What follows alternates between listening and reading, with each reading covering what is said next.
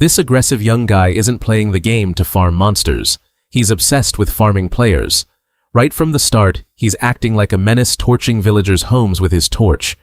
When the village elder tries to stop him, he just trolls him too. He sets everything ablaze instantly. When the villagers come at him with hoes, he gilds them, turning them into well.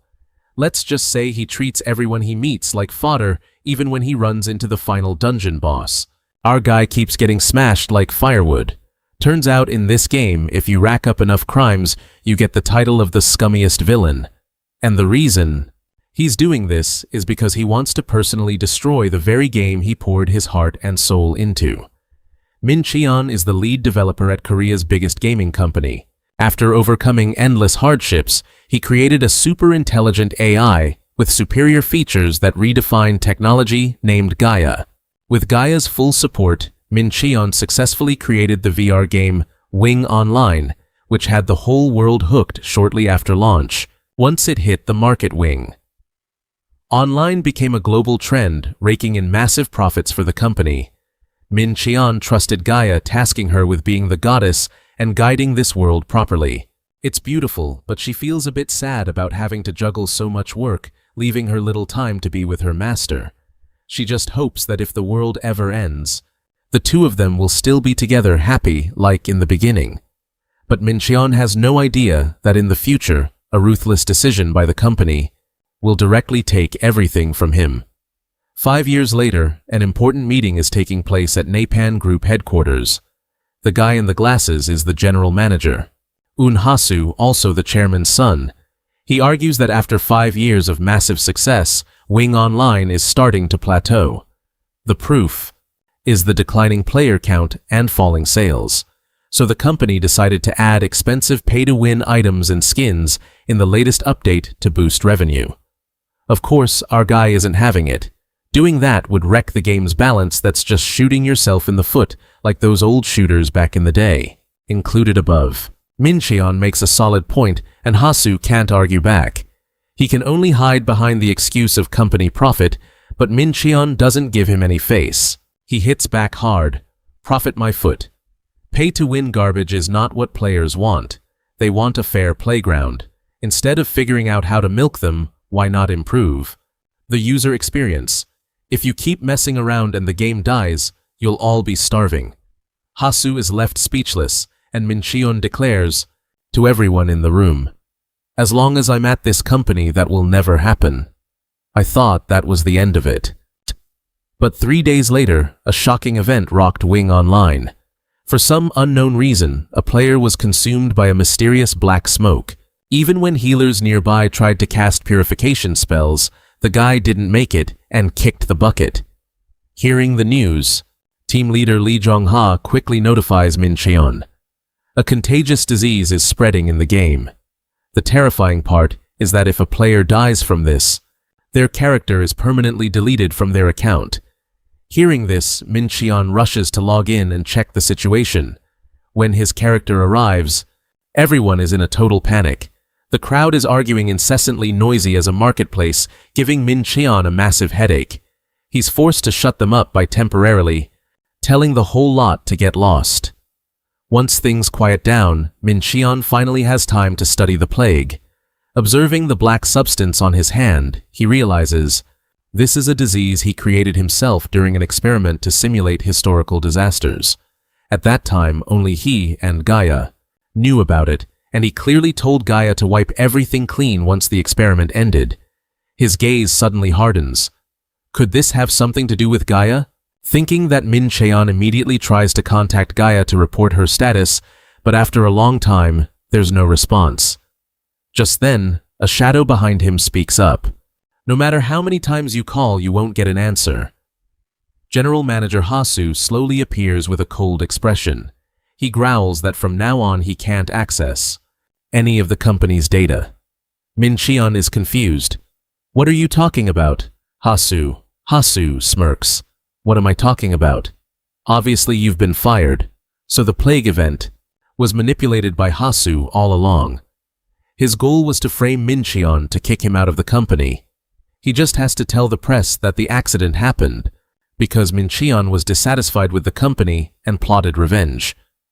After that, the company had no choice but to fire him. Hasu looks at him with contempt. Even so, you don't need to worry about Wing Online. I'll do my best to lead everyone, but if they don't listen like you, they'll just have to be discarded.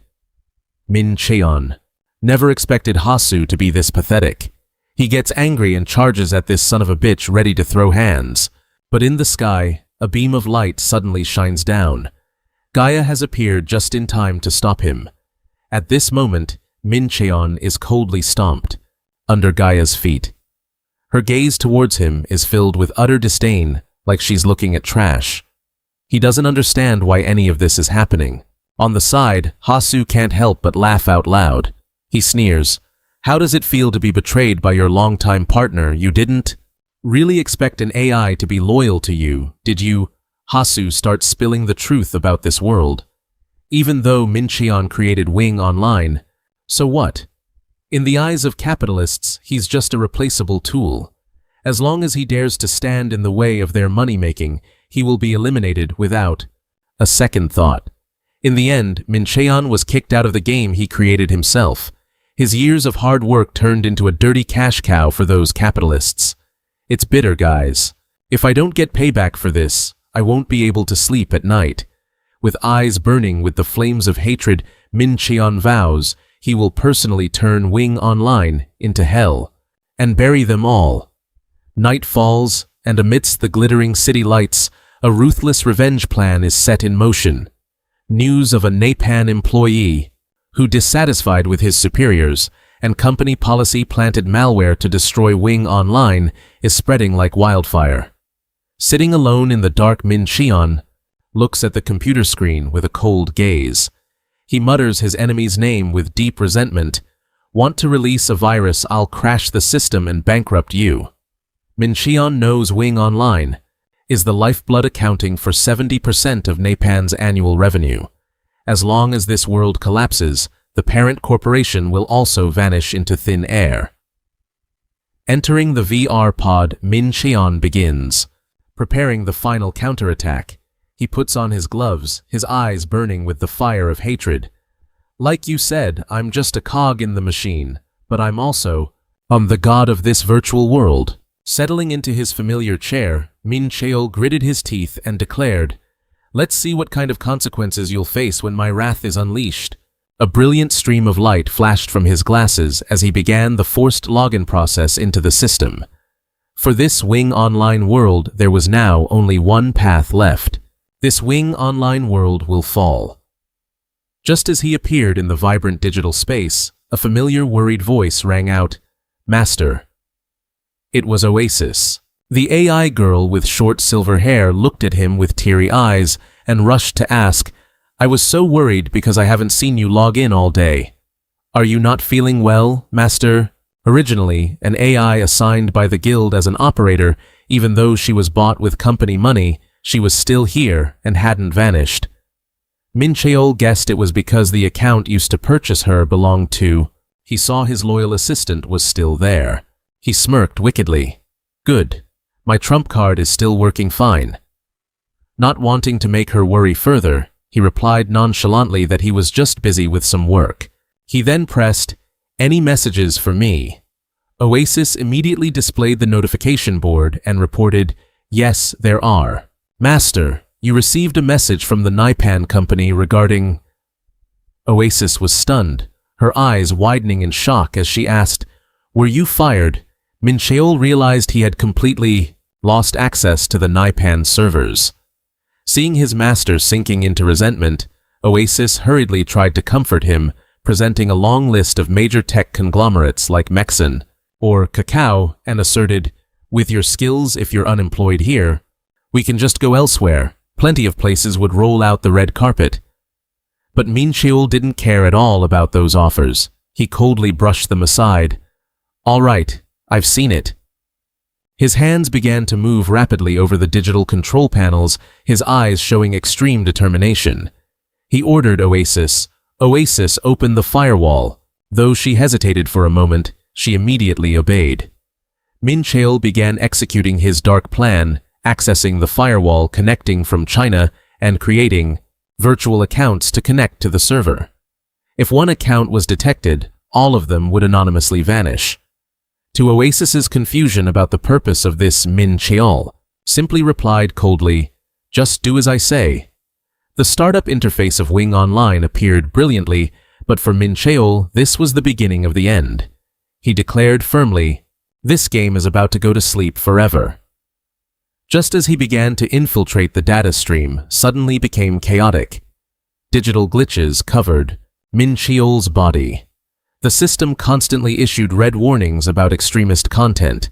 The entire space shattered into white fragments, but suddenly the scenery changed completely, opening up to a peaceful village with lush green fields. In the distance, Oasis in an adventurer's outfit was excitedly running over. She raised her hand, waving and shouting excitedly, "Master, I'm here!" Seeing that Oasis spent half the day just creating her character, Min Cheol couldn't help but nag about the delay. She argued that a girl has to take care of her appearance and adjust her outfit, so it took a while. Even if the house is burning, you have to look pretty first. Experiencing it for the first time, Oasis seemed extremely excited about the realism of the game. She cheered constantly because everything was so interesting. Seeing Min Cheol coldly turn and walk away, Oasis panicked and ran after him, calling out, "Master, wait for me." Both of them entered a peaceful starter village where all information related to Wing Online had been reset due to losing connection with the company server. Looking at the unfamiliar scenery around them, Min Cheol silently anticipated what was coming. Oasis was overflowing with happiness. She felt that participating in this game with her master was like a wonderful dream. She excitedly suggested, "What activity should we do today, master? Or should we go hunt chipmunks again?" Since both were at level 1, Oasis thought that simple tasks would be the most suitable start. When Oasis suggested going to meet the village chief to receive a newbie quest, he unexpectedly handed her a torch with a serious look, staring at the weapon stats showing the ability to cause fire. Oasis asked, bewildered, "Are you giving me this torch to light up the future or what?" Responding to that innocence, Min Cheol coldly ordered, "Set it on fire. Burn it. Burn it all. What else?" Oasis was dumbfounded, standing frozen, unable to believe what she had just heard. With a sinister smile appearing on Min Cheol's face, he growled, "We need those infamy points." Under Oasis's silent witness, the fire quickly consumed a house, causing the system to immediately display a notification, "You have committed arson. Infamy points increased by 10.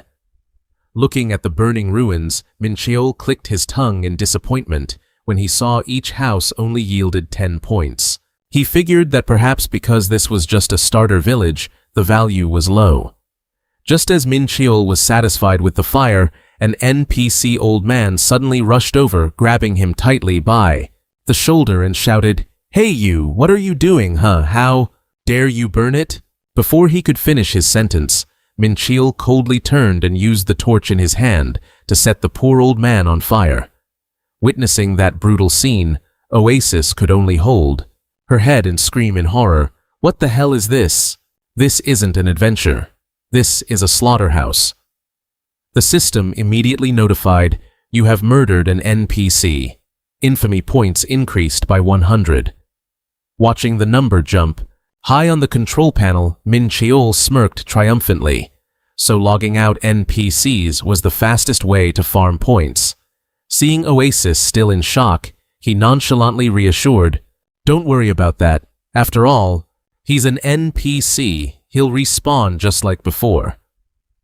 Just as he said, the moment the corpse vanished, the village chief appeared right behind them with his appearance intact. Upon respawning, the old man repeated his programmed lines, "Welcome, brave adventurers. I am the starter village chief." However, before he could finish, Min Cheol had already shoved the torch straight into him again. At this rate, points will skyrocket in no time. Oasis trembled, looking at her master with terrified eyes, but Min Cheol just coldly signaled for her to look forward. A group of villagers carrying hoes and shovels were furiously rushing over. Who burned the house? I'm going to feed you a shovel now. Oasis, having just hoped someone would come to stop Min Cheol's crazy actions, found reality to be far more brutal. The fire erupted violently, engulfing everyone rushing toward them, turning the village into a sea of fire. Desperate cries echoed everywhere, along with a series of notifications of NPC murders continuously appearing on Min Cheol's screen. Oasis watched her master stuttering incoherently. Why are you looking at the desolate landscape ahead like that? Min Cheon silently confirmed that this online game was indeed nearing its end. Just then, a squad of guards, fully armed, rushed over to surround them both, pointing their spears in a threatening manner. Facing the encirclement of soldiers, Min Cheon still wore a challenging smile when he heard the loud shout, "Both of you are under arrest." The prisoner transport carriage rattled over the arid canyon, taking them both deep into unknown territory. Looking at the status board displaying the karma point count, which had reached 2,140, Min Cheon smirked with satisfaction. Well, that seems to be enough. In stark contrast to his composure, Oasis could only whimper and cry, lamenting their ironic situation barely into the game and already thrown into the dungeon. She cried her eyes out because of her troublesome master. Seeing how panicked she was, Min Cheon had to reassure her that as beginners, they wouldn't actually be imprisoned. This was essentially just a feature to help users get familiar with the game. However, his true purpose was much deeper. Min Cheon calculated silently, "These karma points, Lysis, will stay exactly as I intended." Oasis still couldn't understand. She sobbed and asked, "Why would you do that?" Master Min Cheon's gaze turned cold. He revealed a part of his dark plan. "This starter village is just the beginning of my path of destruction. Perhaps our destination will be the underground city." Immediately, a vast, dimly lit, and dangerous underground city appeared before their eyes, shimmering with lights, but exuding a gloomy vibe. "Welcome you, greenhorns, to the slums." Min Cheon calmly explained to Oasis the harsh rules of play here. If a player has a high karma score, then anyone can capture them and hand them over to the guards to claim a reward. That is precisely why those who commit heinous crimes will always be relentlessly hunted by guards and other players. Min Cheon asserted firmly, "The only place that can harbor players with high karma points like this without having to worry about being hunted by guards is this underground city." Oasis was still full of questions about the benefits of starting in such a dark place. Responding to her naivety, Min Cheon wore an evil smile. "In this city of crime, there are many dark deeds we can do. Basically, it's taking out the trash, getting rid of the scum, which is exactly the kind of job for wicked people with high karma like us." Witnessing her master's frighteningly excited expression, Oasis could only exclaim in worry, "Master, you're getting overly excited again." Walking through the gloomy streets of the underground city, Min Cheon mused, admitting, "Actually, I feel my actions might be a bit extreme." Faced with Oasis's question as to why he chose this brutal path, Min Cheon bitterly opened up about the injustice he had suffered. "If you try to be a good person, you just get scammed. Might as well be a villain and have it easy." Suddenly, a deep, raspy voice rang out from behind, "You too." It made them both jump and stop in their tracks. From the dark corner of a wooden house, a mysterious figure in a black cloak beckoned with a hand. "Over here, I have some business to discuss. Hurry up, this is good for both of you." Min Cheon quickly identified this as an NPC wanting to give a quest to players. The person introduced himself as the Dark Mage Din. He wore a devious smile, his pale white eyes peering through the mask. Upon noticing that their karma scores were at an extremely high level, he remarked, "Truly evil knows no level." As the most thoughtful recruiter in the galaxy, Din affirmed that Min Cheon and Oasis were qualified to serve the Dark God Crow. Immediately, a brilliant system notification appeared titled Rise of the Shadow, inviting them to join the Dark God Church for a chance to change their class to Knight Knight a hidden class only for those with karma points over 1,000. Oasis couldn't help but be excited. Her eyes sparkled at the thought of unlocking such a rare hidden class. She excitedly turned to call her master, but her smile froze when she saw Min Cheon beginning to radiate a terrifying aura.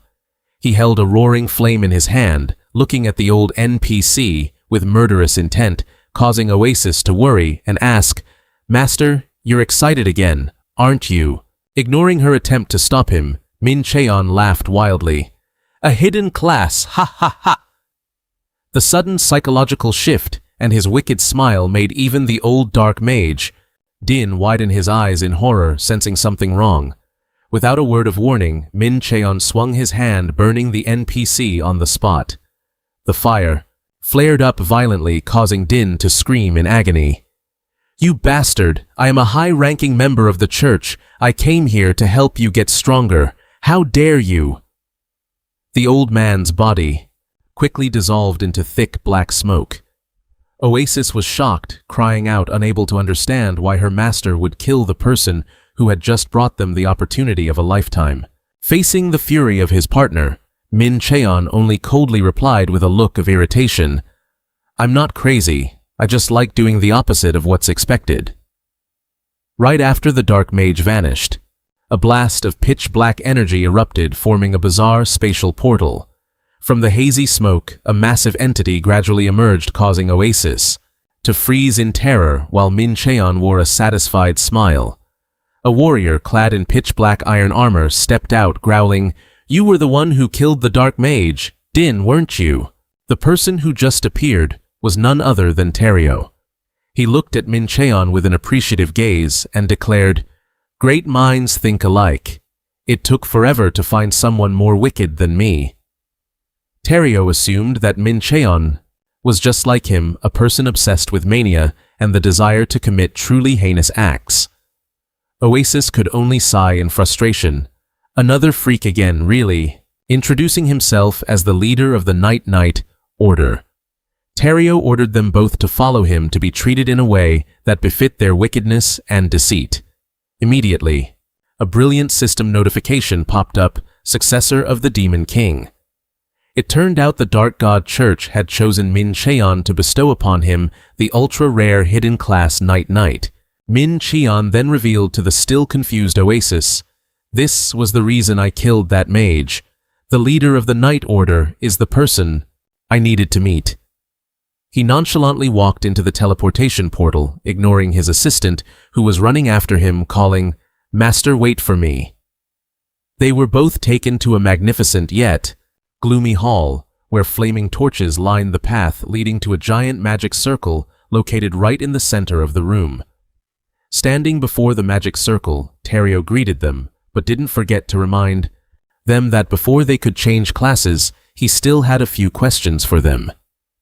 Min Cheon glanced at Oasis and whispered, "Don't agree to anything," he asks. He insisted she had other more important things to do. Hearing this, Oasis glared at her master furiously. "How can that be? So what do you want me to do then? Am I not capable of this hidden class?" Min Cheon snapped back. "If we both rush into combat, who's going to heal? Are you trying to get us killed, or what? So what do you expect me to do? You're saying I can't handle this hidden class?" Minchin snapped, frustrated. "If we both rush in, who's going to heal? Do you want to end up dead before we've even started?"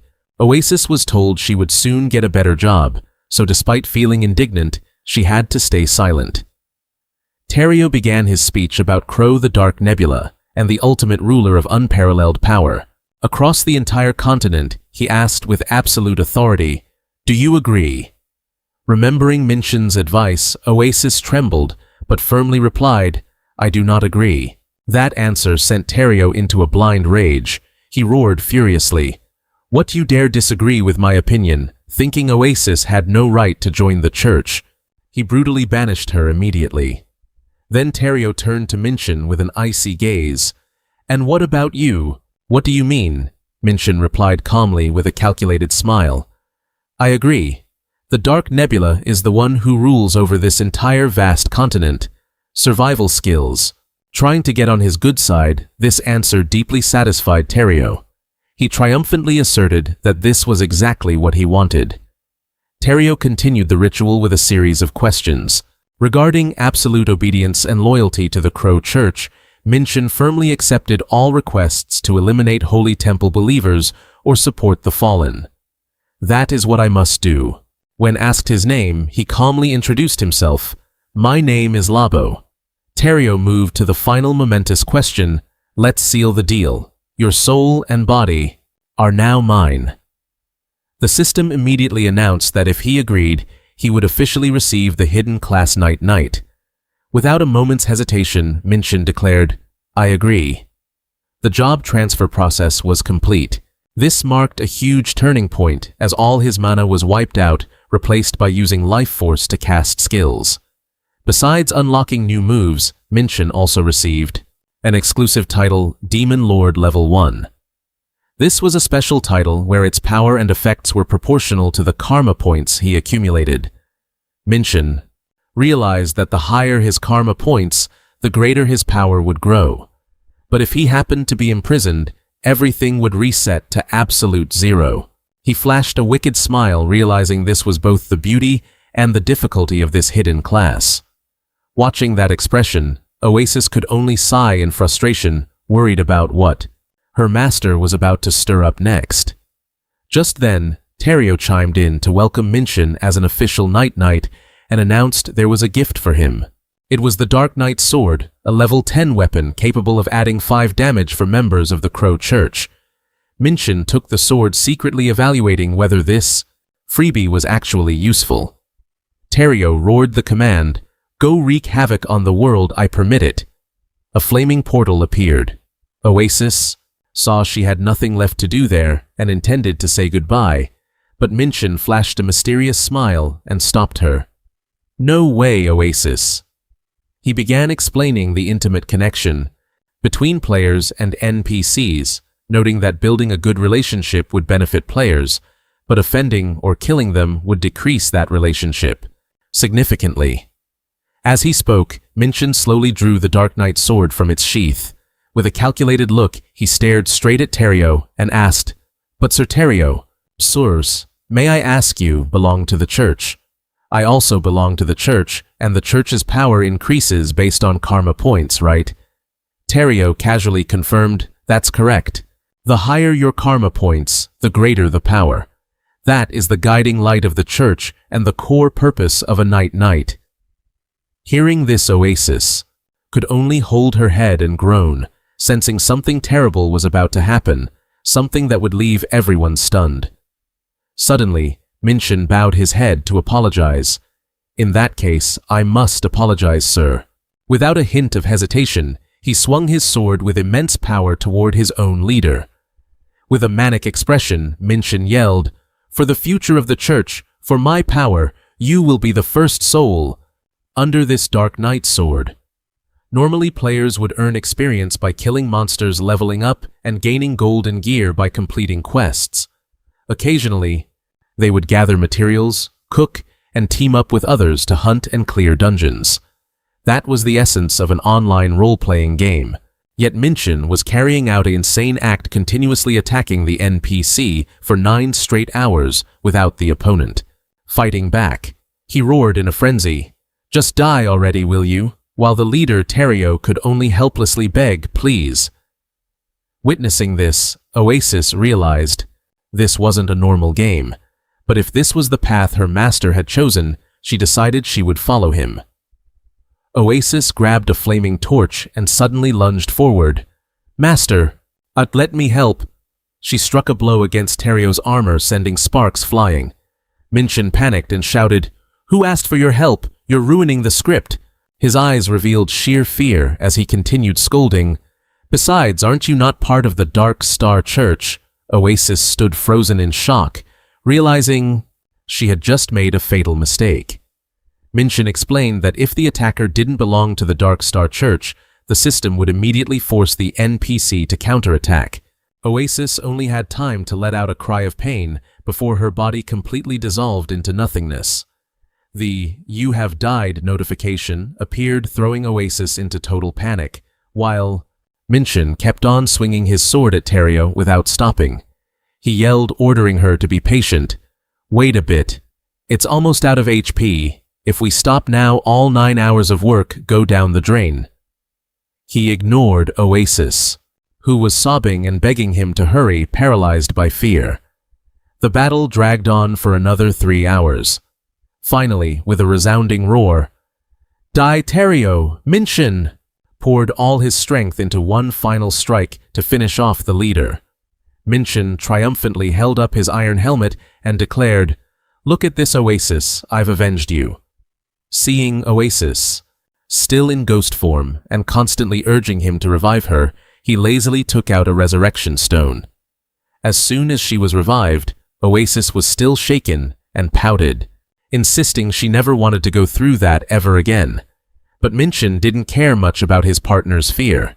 He flashed a wicked smile and urged her, "Come on, let's go see what dropped." At the center of the magic circle, they found the Crow's Mask, a unique level 85 item with extremely high magic defense stats. However, this item carried the curse of the Dark God, causing anyone who used it without being favored by the god to go insane. Because the level requirement was too high, Minchin could not use it. He casually tossed the mask to Oasis and said, "It's level 85. Hold on to it tight so you don't drop my gold." Oasis held the item, which emitted a terrifying dark aura, trembling, in an absolutely terrible mood. Minchin continued to harvest basilisk poison, a potent toxin capable of neutralizing an opponent's defense. But the thing that surprised and excited him the most was a mysterious key that radiated pure evil. Before Oasis's curiosity, Minchin only vaguely replied, "You'll know later." He held the key high with a triumphant look and asserted, "Now the time has come to use it." Oasis was still staring. Feeling aggrieved, the girl grumbled to herself as they walked, complaining about how her master only ever played the game alone and kept everything a secret. Minchale just sighed and told her to stop whining. He signaled for them to step into a teleportation light to leave the main hall. "Enough with the complaining. Let's head to the village. I'll make it up to you later."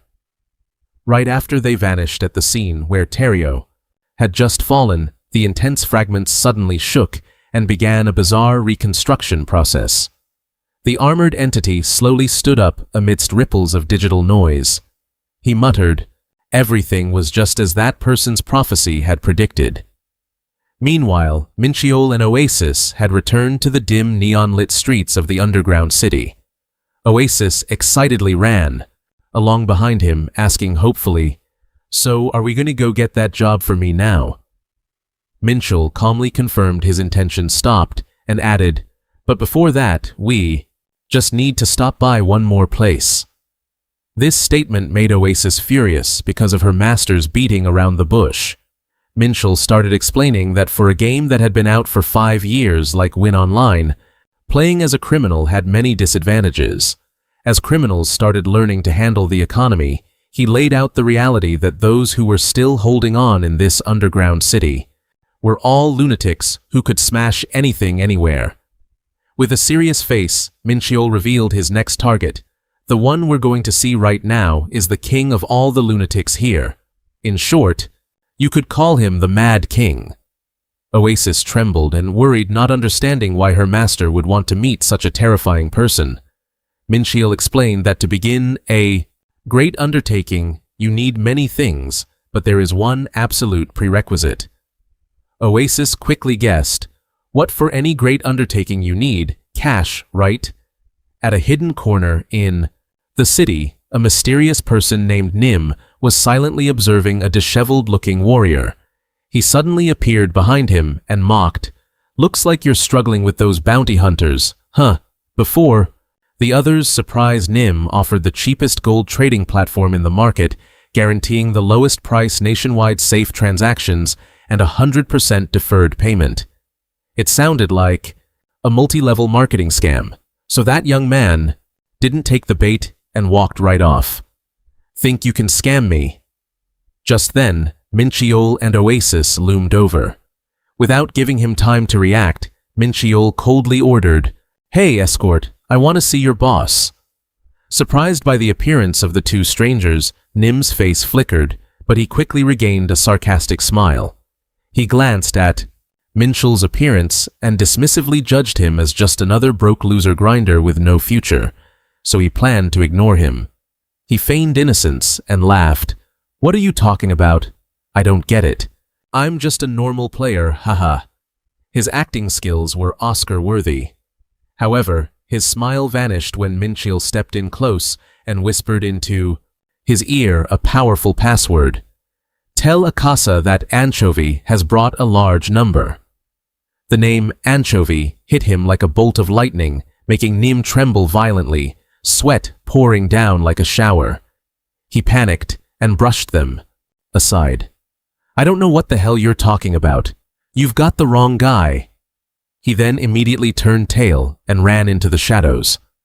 Oasis looked on bewildered and anxiously asked if they should let him go like that.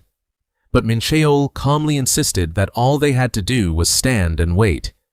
When Oasis asked about the strange name, Minchell finally revealed, "Ah, that's the nickname I use when managing the game." This truth shocked the girl. She couldn't understand why her master would risk revealing his true identity in this dangerous place. Minchell, calmly, explained that the underworld had its own rules, and they would absolutely never let his information leak outside, especially Akasa, because Minchell and he had met in real life. While they were still talking, mysterious shadows began to close in from behind. A giant, with a scarred eye, loomed into view, radiating terrifying pressure. He growled, "Boss invites you for a talk. Don't refuse." Immediately, the guards rushed to restrain them both. One placed a hand on Minchell's shoulder, demanding cooperation, which made Oasis scream in terror for her master.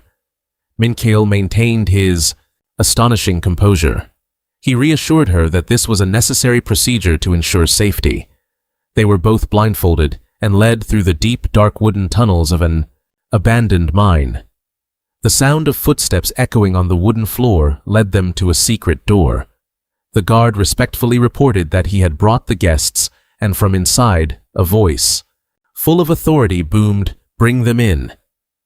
As soon as the blindfold was removed, Minchell faced a young man with messy blue hair and sharp eyes with strange, red streaks under his eyelids.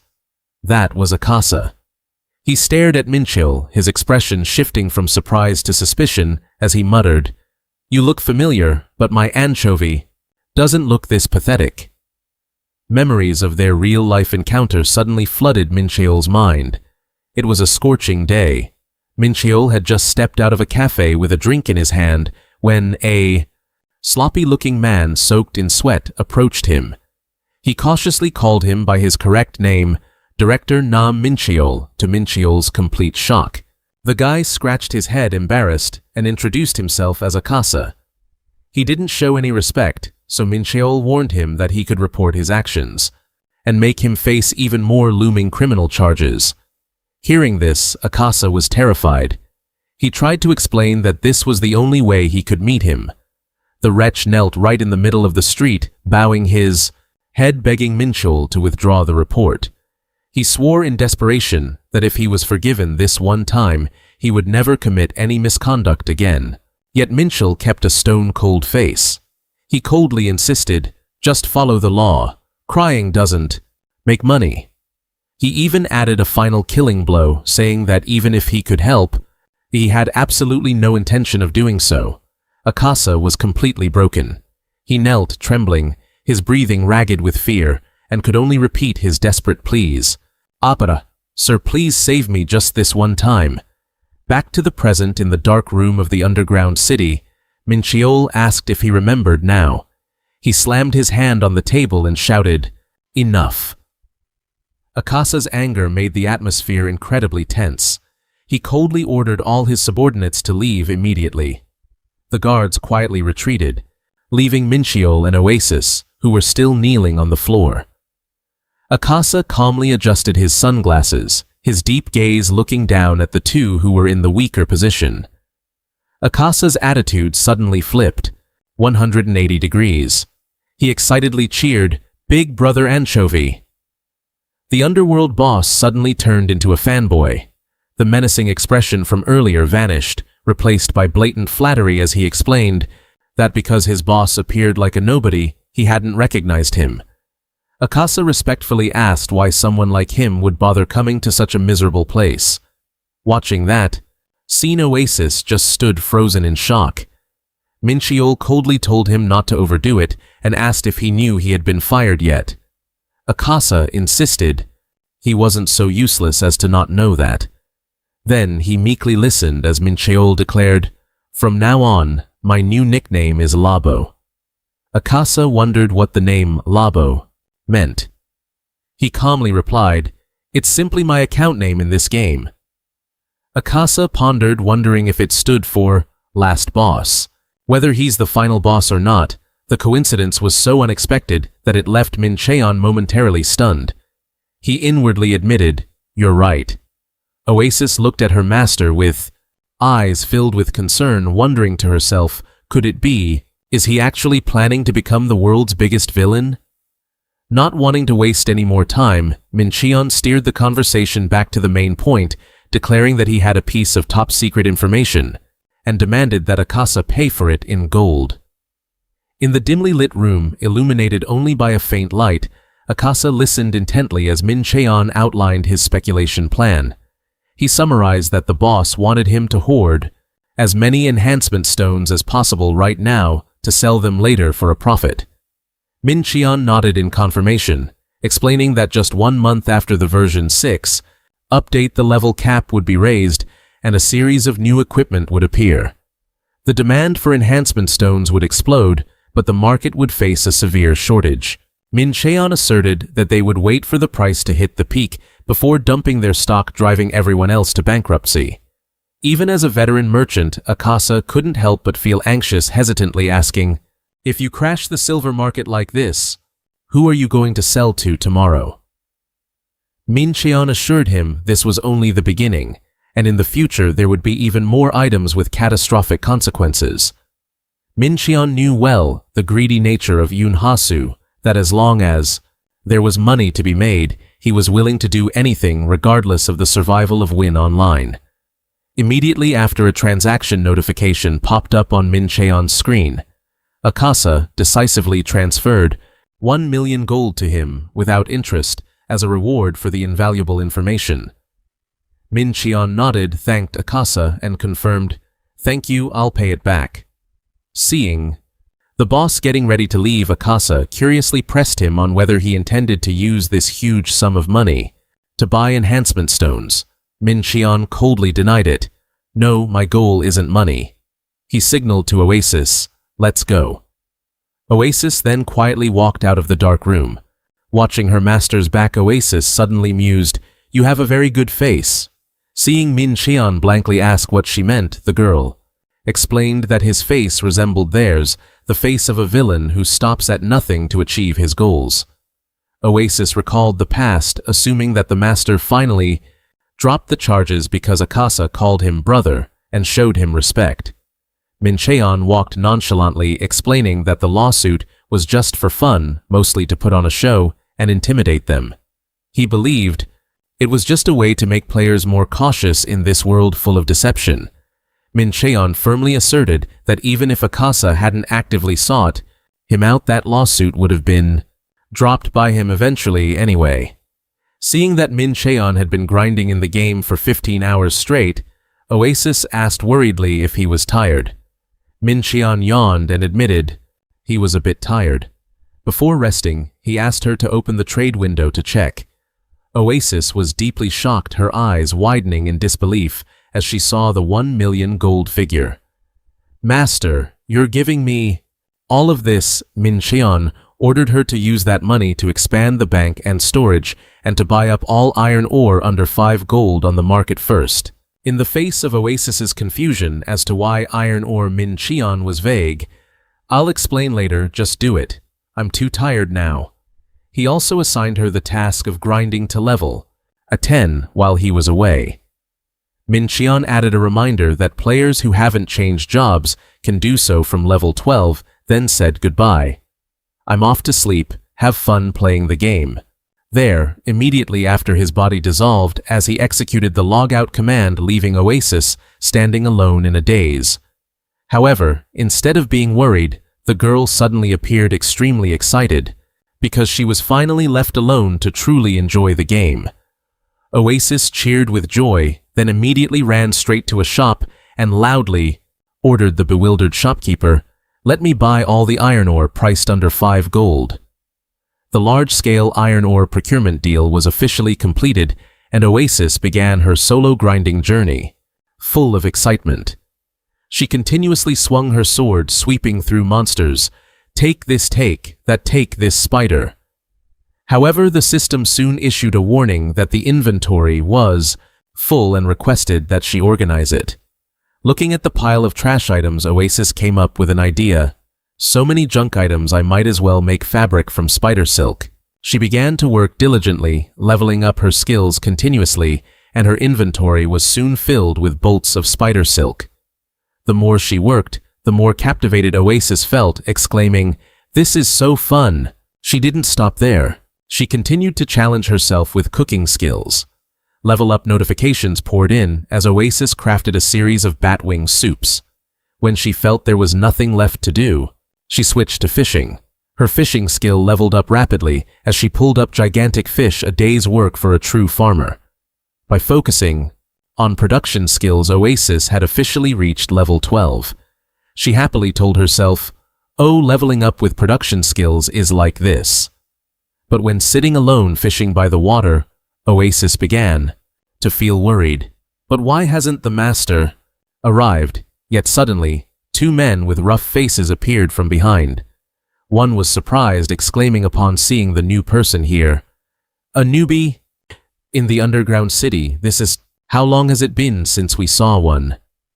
He licked his lips greedily and ordered his accomplice, "Let's eat." The one accompanying him chimed in excitedly, "Let's go." Both charged straight toward Oasis, with weapons in hand.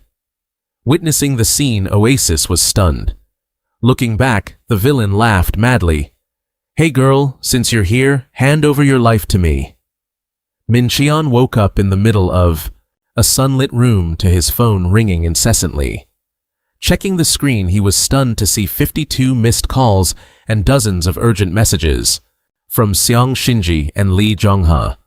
Realizing he couldn't just disappear without a trace, Mincheon told himself he had to find a reasonable excuse for this absence. At a barbecue restaurant in the evening, Mincheon calmly announced to his former colleagues that he intended to go on a trip. To the surprise of Seong Shinji, the graphics team leader, he explained that after 15 years of working to the point of exhaustion, it was now time for him to go somewhere far away. Lee Jongha enthusiastically supported this idea immediately. Looking at his friends from their high school club who had created Win Online together, Mincheon thought to himself that taking a trip was the best excuse to avoid suspicion regarding the unusual actions of the character Labo in the game. Shinji asked for a specific destination, so Mincheon offered a few options like India or South America, making Jongha excited to travel to Bali, even though Jongha kept advising him to take this opportunity. After a long, exhausting shift, Shinji wanted to take a break, but her eyes were still full of doubt. She coldly set down her drink and asked a pointed question, "Are we going or not? Or are you planning to crash the game?" Seeing Mincheon still looking lost, Shinji clarified, "I'm asking what your plan is after we get back." Mincheon could only honestly admit that he hadn't thought about it. While Jongha was busy wrapping meat and expressing his jealousy, Mincheon fell into deep thought, wondering when the last time he had slept soundly was. He smirked and told Jongha he should just quit his job too. The 3 of them went back to eating in a heavy silence. After finishing his drink and slamming the glass on the table, he looked straight at his 2 former teammates. "Sick of working for others. Why don't we quit, go back home, raise some fish, and make games?" Shinji wanted all 3 of them to start over, like back in their dreamy high school days. She looked at Mincheon and Jongha and said sincerely, "You big oaf. Let's all start over together. Let's open a small company just like when we were in high school. We'll make simple games." Hearing that, Zhongha shouted excitedly, I'm in. If you open a company, I'm following you." The party atmosphere suddenly became unusually lively at the younger brother's enthusiasm. Minchin could only smile. "You idiots! Really, how many drinks have you had to be this drunk?" But he suddenly pulled them back to the harsh reality with a serious look. He reminded them, "Shinji, you still have the burden of medical bills for your mom and your younger brother's tuition." He turned to Zhongha, who was trembling. "And your wife is about to give birth, and you're talking nonsense like that." Zhongha was about to speak up, but Minchin quickly poured more alcohol to ease the tense atmosphere. "All right, you guys just drink." Looking at his friends, he secretly wished for a day when the three of them could open a small company together and spend happy days, making games. But he told himself now is not the time for that, because the most important thing is to take revenge on Naipan for ruining their game. Minchin made up his mind. "I'll be the villain myself." Late at night, Minchin left the restaurant with his mind on the virtual world. "Anyway, I wonder how Oasis is doing." Right now in Queen Online, a brutal attack is taking place. A thug rushed forward at terrifying speed, swinging his weapon at Oasis. A massive collision occurred, accompanied by a deafening noise that shattered the ground. The giant thug's eyes widened in shock as his thunderous attack suddenly was nullified. Oasis stood there looking innocent. She asked confusedly, "Hey, what's wrong? Why are you—" The two thugs began to panic. They couldn't believe that a greenhorn newbie could block their coordinated attack. Thinking it was just a silly technical glitch, the skinny one shouted, "It's just a bug, come on, attack again. Bad players always blame the game." The big guy gritted his teeth and agreed. Both charged straight at the small girl, determined to take her down immediately. But Oasis's eyes suddenly flared with determination. Facing the incoming sword and steel fist, she calmly swung the tiny dagger in her hand. Slender clashing sounds rang out.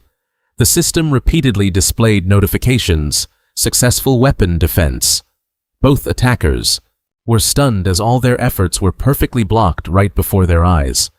Too tired of being bothered, Oasis snapped, "Why do you keep attacking me?" The two thugs froze. They started to wonder if this was a serious game glitch. The skinny one muttered about the absurdity of the minimum damage not applying even though the attack was blocked. Just then, the big guy realized the truth. He explained that in Queen Online, there exists a unique weapon with a damage reduction rate of up to 100%, something anyone could buy at the starter shop. It turns out they were being toyed with by the cheapest item in the shop. The skinny one was furious, calling it a scam weapon because its attack power is so low that no one bothers to use it in real combat. However, he began to shudder when thinking that Oasis could block all their attacks with just that cheap weapon. He wondered if she was a PvP genius or actually a hacker. Because he hadn't met a hacker in this game, he decided to test her strength himself.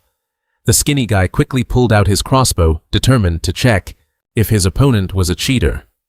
The skinny guy roared, "Let's see if your little dagger can block my rain of arrows." He immediately unleashed the cross-frame rain of arrows skill, causing a series of arrows carrying brilliant blue electricity to pour down like a storm. Standing in the middle of the square, Oasis could only look up at the rain of arrows coming toward her with a worried expression. Sharp, clashing sounds echoed continuously as Oasis struggled to defend against the rapid-fire attack. Witnessing that scene, the two thugs were even more convinced. It's definitely a hack, right? But a dry, cracking sound echoed. Oasis's starter dagger had reached its durability limit and shattered immediately under the pressure of the magic arrows. The system coldly announced, "Durability 0, weapon destroyed." Losing her only protection, Oasis was completely helpless against the remaining arrows heading her way. One arrow pierced her chest, making her collapse. The screen immediately went black with the words, "You have died." Looking at the body lying motionless among the pile of arrows, the two killers began to doubt, wondering if this was really a hacker, or just a newbie with extremely good reflexes. Feeling that something scary and not right was happening, They intended to report the incident to a GM when a cold voice suddenly rang out from behind. "You two big guys, bullying a girl." Minshin appeared with a haggard face, clutching his head, which was aching like a hammer from the aftermath of last night's drinking. He muttered, blaming himself, "If I ever drink too much again, I'm no better than an animal." Seeing a stranger suddenly appear, the two thugs panicked and shouted, "Who are you supposed to be?" Minshin calmly pointed at Oasis, who was lying there, and asserted that he was the friend of that poor girl. Seeing her savior, Oasis cried out in tears, "Master, hurry and avenge me!" Minshin's eyes suddenly became as sharp as a razor. He slowly drew his sword, from its sheath radiating immense killing intent. He growled, issuing a stern warning, "If you intend to kill someone, you must be prepared to be killed yourself immediately." He charged forward with astonishing speed, leaving the two thugs no time to react. A slash brushed across the skinny guy's body, leaving him unable to respond. But the skinny one, Go, paused, stunned. He checked his wound, then burst into a mocking laugh. "And here I thought you guys were actually tough. Man, turns out you're just all bark and no bite. Ha ha. Min Cheon gritted his teeth in frustration as the system notification pinged, damage negated due to massive level gap. Seizing the moment, the giant lunged forward, swinging a steel fist. Ready to take a hit. He slammed it down like a thunderbolt, but Min Cheon narrowly dodged just in time. Min Cheon scrambled back and pulled out a jar which was leaking a sinister aura. He muttered to himself, "Using this on you guys is such a waste, but I have no choice." He firmly hurled the viper poison jar at his opponents. A deafening blast echoed, and a sickly green mist instantly blanketed the area. The two thugs started coughing violently. They realized in a panic that it was poison and shrieked, "Oh crap, he's using a stink bomb! Run, man, run!" The coughing fit was so intense they couldn't even breathe. The skinny guy covered his nose and screamed in desperation, "Damn it, get me out of here!" From high above, Min Cheon appeared with a blazing torch in his hand, wearing a smile, full of malice. He casually explained that this poison mist was flammable like gas, so if they wanted it to disappear, they just needed to set it on fire. With that, Min Cheon calmly dropped the torch. One of them howled in despair as the flames erupted wildly. A massive explosion shook the ground, blasting everything nearby, and turning the alleyway into a sea of fire. Oasis, standing at a distance, could only gasp. Master, smoke and dust filled the air, choking the burning buildings. The giant, hurriedly gulping down a recovery potion, he roared at his comrade who was lying flat on the ground. "What are you waiting for? Use a resurrection potion fast." But the skinny guy at this point was completely incapacitated. He shivered and cursed helplessly. "Damn it, I'm stunned." In this world, if a player loses over 70% of their health in under 5 seconds, they enter a stun state, and if they get hit again before recovering, it's game over for sure. Through the smoke and fire, Min Cheon casually stepped out. He silently assessed his opponents. Just as I thought. High-level players. They really are just high-level players. Min Cheon looked at the two pathetic figures and smirked, mockingly. "Seems like you two aren't dead yet, huh?" The skinny guy panicked and threatened that his stun status wouldn't last long, not wanting his partner to get hurt. The giant gritted his teeth and stepped in front. "Don't worry." He immediately activated the defensive stance skill, putting himself into an absolute defense mode to soak up all incoming attacks for his party, while also massively boosting his own damage resistance. Min Cheon coldly declared, "It's over." He activated Dark Aura, which cloaked him in a grim purple-black demonic mist. As he gripped his sword, Min Cheon coiled his muscles and launched himself forward like a black lightning bolt.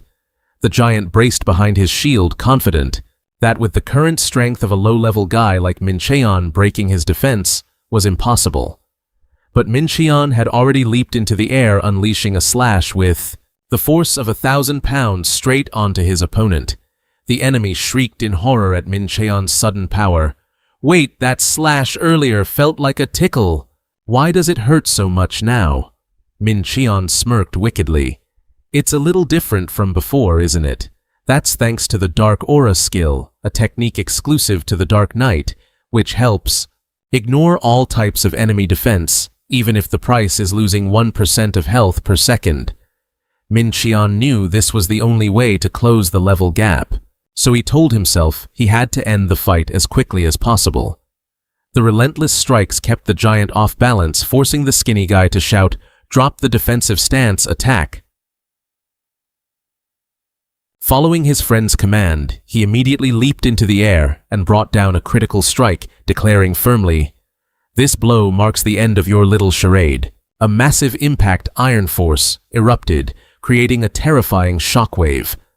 Before the dust even settled, the giant was stunned to see Min Cheon suddenly switch to a novice dagger right before his eyes. The skinny guy standing nearby trembled, not believing his own eyes. He switched weapons. But how? How can you switch weapons mid-battle? In reality, weapon swapping requires absolute precision in timing. Even the slightest error would cause the weapon to drop to the ground and lead to failure. This was a top-tier technique that most players had forgotten because of its extreme difficulty. The astonishment quickly turned into absolute terror. The skinny guy stammered, "How can that guy just pull off a move like that? Just who the hell is this guy?" Realizing the danger, the giant panicked and yelled, "Run! We messed with the wrong guy!" Hearing that, Min Cheon just coldly replied, as he walked through the smoke, "No, I'm better than the professionals. I'm more like a seasoned veteran." His eyes glowed with killing intent. Min Cheon swung his sword and surged forward, leaving the two killers frozen in absolute despair. The giant's eyes widened at Min Cheon's speed. He screamed, What? Min Cheon glided like a phantom so fast the opponent couldn't even see the blade. He realized with horror, he's not attacking me. Min Cheon's real target was the skinny guy who was just regaining his senses. The moment he said, "I'm not stunned anymore," this guy was already face to face with death. A single critical slash made him vanish completely into thin air. Min Cheon stood in the center of the scene, coldly looking at the corpse, which was dissolving, and muttered sarcastically, "If you're weak, don't try to act tough. Go home and retire." The remaining giant panted in agony. He scrambled to flee through the dark wooden alleyways of the underground city. He ran while cursing in sheer terror. What the hell is this? Realizing he couldn't escape the pursuit, the giant hurriedly activated the command, "Log out." The system immediately displayed a notification. You will log out in 5 seconds. He held his breath watching the countdown. 5, 4, 3. But right at the 3rd second, a bad feeling made him freeze and look up. As the number 2 appeared, Min Cheon dove down from above with a murderous smile and a sword covered in black demonic mist. At the very last second, Min Cheon's blade pierced straight through the top of the giant's head, finishing him off just before he could escape the game. A blast of dark energy erupted violently, putting an end to the 2 killers. In the quiet of the underground city, Oasis was still struggling in the water. The girl sobbed, feeling pitiful for being left behind. "Did you forget about me? Already, master." Immediately, Min Cheon used a resurrection stone to bring Oasis back from the dead. Amidst a brilliant light, Oasis appeared trembling and completely broken. She muttered to herself, "This is really such backbreaking work. I can't." Seeing his partner in a state of absolute panic, Min Cheon gently placed his hand on her head and offered a regretful comfort. "I'm sorry, Oasis. Guess I'm a bit late to the party, huh?" That gentleness vanished in an instant, as Minchin added a comment so casual it left Oasis frozen in shock, constantly respawning. "You'll get used to it." Ignoring her speechless expression, the system immediately displayed Minchin's new status board, where his infamy stat had skyrocketed to 4,380. Looking at the post-battle results, Minchin's face showed clear disappointment. He muttered, "Killing 2 of them, And my points only went up by this much. What a waste of my poison potion. Seeing her master displeased Oasis, hesitantly asked if the ones they just faced weren't strong enough. Minchin sighed and explained the brutal rules of the underworld. If players with high infamy fight each other, the winner takes half of the loser's infamy points. But I only gained 2,000. Currently, his level 2 Demon Lord class provided massive stat bonuses based on his infamy points, like increased attack power and max HP. However, looking at the goal ahead, Minchin felt exhausted, thinking to himself that the road to being the #1 most infamous player was still a long way off. As they walked down the street, Minchin suddenly turned to give Oasis a crucial order. Your reaction speed might get you flagged for cheating, so from now on you need to delay your combat actions a bit. Oasis looked confused, not understanding why she had to deliberately slow down. Minchin wore a sinister smile and explained that this was a way to hide their true strength, give them a chance to live so we can keep messing with them later. Her master's sarcastic remark left Oasis speechless. With her eyes wide in shock, Oasis still stood there muttering about the humanity her master had just mentioned. Seeing her frozen at the bottom of the stairs, Minchin turned his head and urged her, "What's wrong? Get up here quick! Are we going?" He announced that they were both heading to get her class change quest, which made Oasis squeal with excitement. Really, standing before a magnificent structure with towering stone pillars and radiant light pouring from within, Oasis realized this was a solemn temple. Suddenly, Minchin stepped forward and gripped both of Oasis's shoulders. Startled, she was caught off guard by his serious expression. He lowered his voice, called her name, and began explaining the fatal flaw of his current class. Every skill of a Dark Knight consumes vitality instead of mana. Therefore, Minchin always had to keep his HP at a safe level to keep fighting. He asserted that he couldn't rely solely on standard healing potions and absolutely needed direct recovery from another skill. Minchin's eyes suddenly turned frantic, and he roared decisively, "So you are going to become a priest?" Before his stunned assistant, he barked out a rough command, "You have to keep me topped off with heals." Oasis froze for a moment, breaking into a cold sweat as she realized the truth. She was just a walking first aid kit. Minchin didn't wait another second. He urged her on in a state of absolute excitement. "We have to finish this class change quest. We've got so much to do." Ignoring Oasis as she struggled and screamed from being suddenly scooped up, Minchin dashed straight inside the temple at breakneck speed. Although Oasis had always wanted a useful class to support her master, she never expected to be forced into the role of a portable, mobile health pack. Minchin shouted, his voice drowning out her protests, "I told you I'd give you a special job." Both of them lunged straight into the blinding light at the end of the hall. Oasis slowly walked out of the temple, looking completely exhausted. She quietly announced, "It's done." She had officially changed her class to a priest, complete with solemn robes and a staff in hand. The status board showed that Oasis had reached level 12, possessing superior intelligence and magic power, ready for her role as a powerhouse support.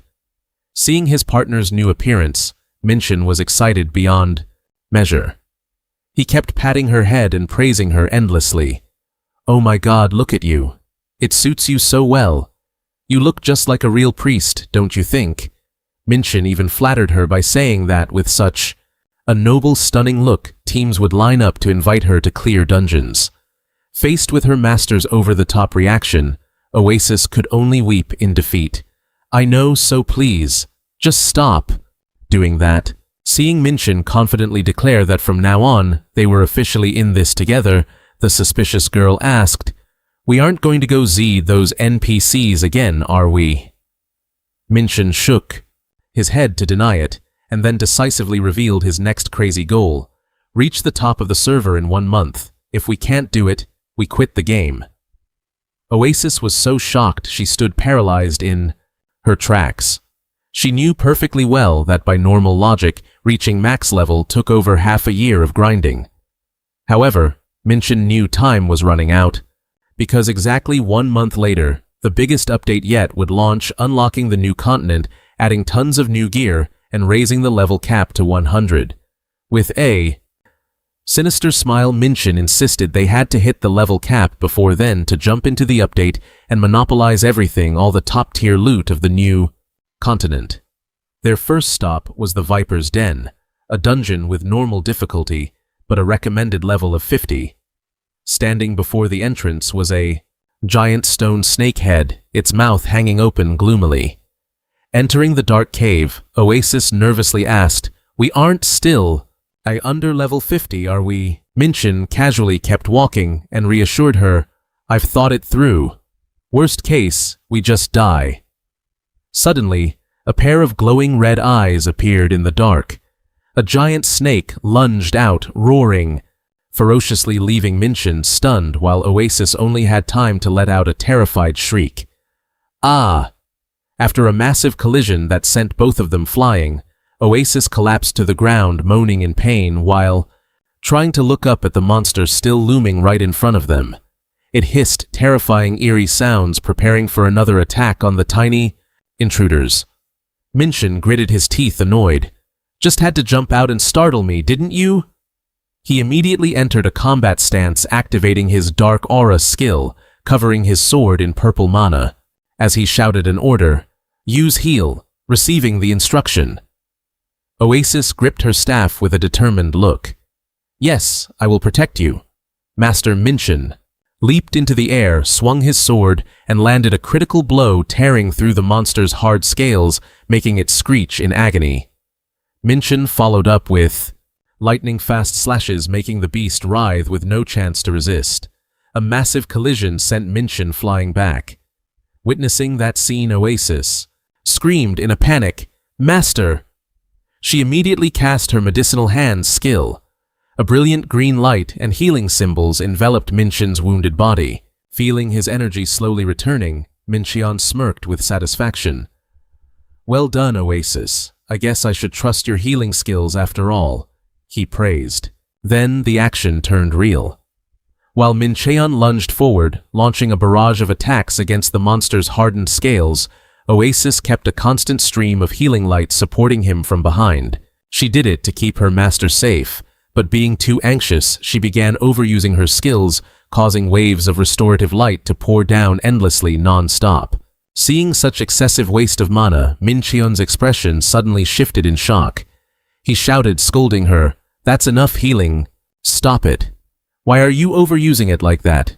You'll run out of mana. Doing that will just make the monster focus its attacks on you. Why aren't you being more careful?" The warning had barely finished when it was already too late. The giant snake switched its target. It opened its massive fang-filled maw and lunged straight toward the tiny girl. A horrific impact erupted right where Oasis was standing, giving Minshin only enough time to scream in despair. "Oh my god, my blood bag just got wiped out." To use the Dark Knight's skills, Minshin is forced to sacrifice 1% of his health every second. Without restoration from skills or potions, he can only survive for a little over a minute. Once he dies, the amount of experience points lost would be massive. So Minshin told himself, "I cannot lose." He steeled himself and dashed straight toward the monster. He silently reminded himself to stay calm because he was the one who designed all the attack patterns for these monsters. "Watch your back." Just like that, the giant snake performed a powerful tail whip that shattered the ground right where Minshin had been standing. Next was the coil attack. Minshin quickly grasped the opening and skillfully slid past the monster's massive body. He calmly observed every movement because he knew exactly what would happen next. Just as predicted, the snake lunged to deliver a lethal bite with its sharp fangs. Minshin realized this was his only chance to turn the tide. Only one shot at this. This was the moment. He gritted his teeth, channeling all his dark mana into his sword, preparing to deliver the final blow. The blade, surging with dark mana, drove straight into the monster's head, causing it to screech violently. However, realizing the attack still wasn't enough to finish off his opponent, Minshin's expression changed and he gasped, "Crap." The system immediately announced, insufficient damage. Min Cheon was thrown backward and collapsed to the ground in pain. In his desperation, he silently wished, "If only someone could heal me right now." Suddenly, brilliant blue light particles began to envelop his hands and body. Min Cheon was stunned to realize his wounds were being miraculously healed. Seeing the stream of recovery magic blazing bright, he was overjoyed to realize he was still alive. In front of him, the giant snake was still roaring. Min Cheon immediately lunged forward with a firm promise. "Wait a second, I'll save you right after this." With a loud explosion, the snake finally collapsed and dissipated. Min Cheon hurried to search through the pile of monster remains and found Oasis lying motionless, her body covered in slimy mucus. She let out a small hiccup and then suddenly snapped her eyes open and woke up. Min Cheon frantically called out Oasis's name when he saw she was still alive. Oasis weakly opened her eyes to look at him and whispered, "Master." Even though she was exhausted after that horrific attack, she still smiled, full of trust. "I knew that no matter how risky it was, you'd win." Luckily, after the life-or-death battle, Oasis was extremely excited when looking at the level-up notification. She exclaimed in surprise, "Wow, I leveled up 5 times just from defeating that monster." Min Cheon smiled and explained that this generous reward was due to the massive level gap between the monster and the player. Suddenly, he noticed something unusual and quietly moved toward the cave wall, even though the experience received was huge. Min Cheon showed clear disappointment when looking at the pile of dropped loot, only a few pieces of snake meat, 30 gold, and 6 measly snake scales. He silently evaluated the situation, thinking, "This isn't good," and told himself that next time he had to find a higher quality dungeon. Seeing Min Cheon fumbling and touching the cliff wall, Oasis curiously asked, "What's so beautiful about the wall that you keep touching it?" He began to explain that this place was originally designed as a dungeon for the Lizardman tribe. Min Cheon analyzed that since this is a virtual reality game, having players kill humanoid monsters often causes discomfort, so the developers replaced them with other types of monsters, so players would feel more comfortable while questing. However, he knew full well that the sophisticated trap designs from the original Lizardman version still existed somewhere in these nooks and crannies.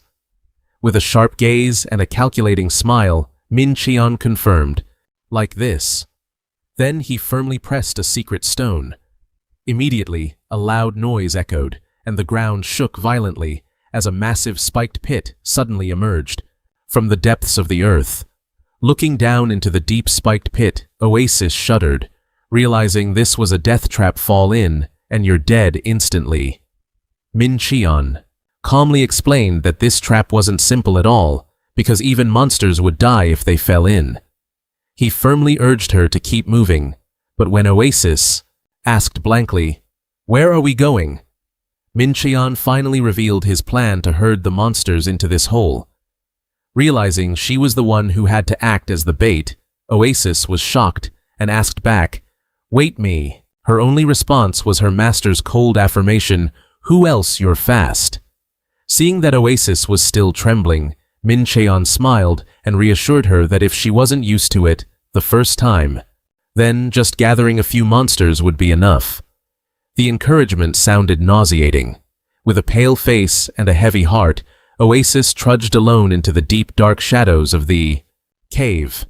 Her eyes widened in terror as she felt the presence of a large creature trailing behind her. A giant snake suddenly appeared, leaving Oasis with only enough time to scream in terror. She scrambled back, running and crying out for her master. Meanwhile, Min Cheon stood waiting with an excited look on his face as he saw about 10 monsters rushing toward them, ignoring the fact that Oasis was crying her eyes out from pure terror.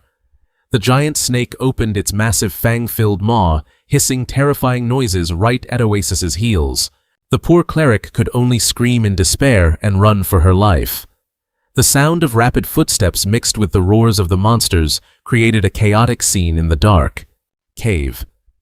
standing from afar watching the clouds of dust approaching Min Cheon, remained calm, observing without any intention of intervening to rescue her. Oasis's pleas for help echoed throughout the cave, as she ran until her eyes were spinning from dizziness. The giant snake was right behind her, ready to swallow her at any moment.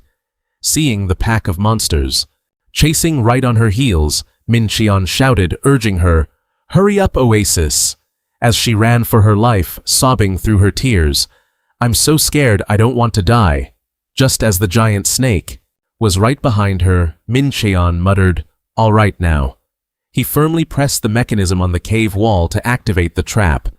Oasis gathered all her strength and jumped over the edge of the pit. The giant monster followed the momentum, lunged forward, and fell straight into the spiked pit its body pierced through, and lunged forward, falling straight into the pit, his body skewered, and she still had some fight left in her, but panic took over. Oasis missed her footing, and as she slipped toward the abyss in that life-or-death moment, she reached out. Desperate for her master, Min Cheon quickly reached out to catch her and shouted, but a terrible accident occurred as their hands only just brushed past each other.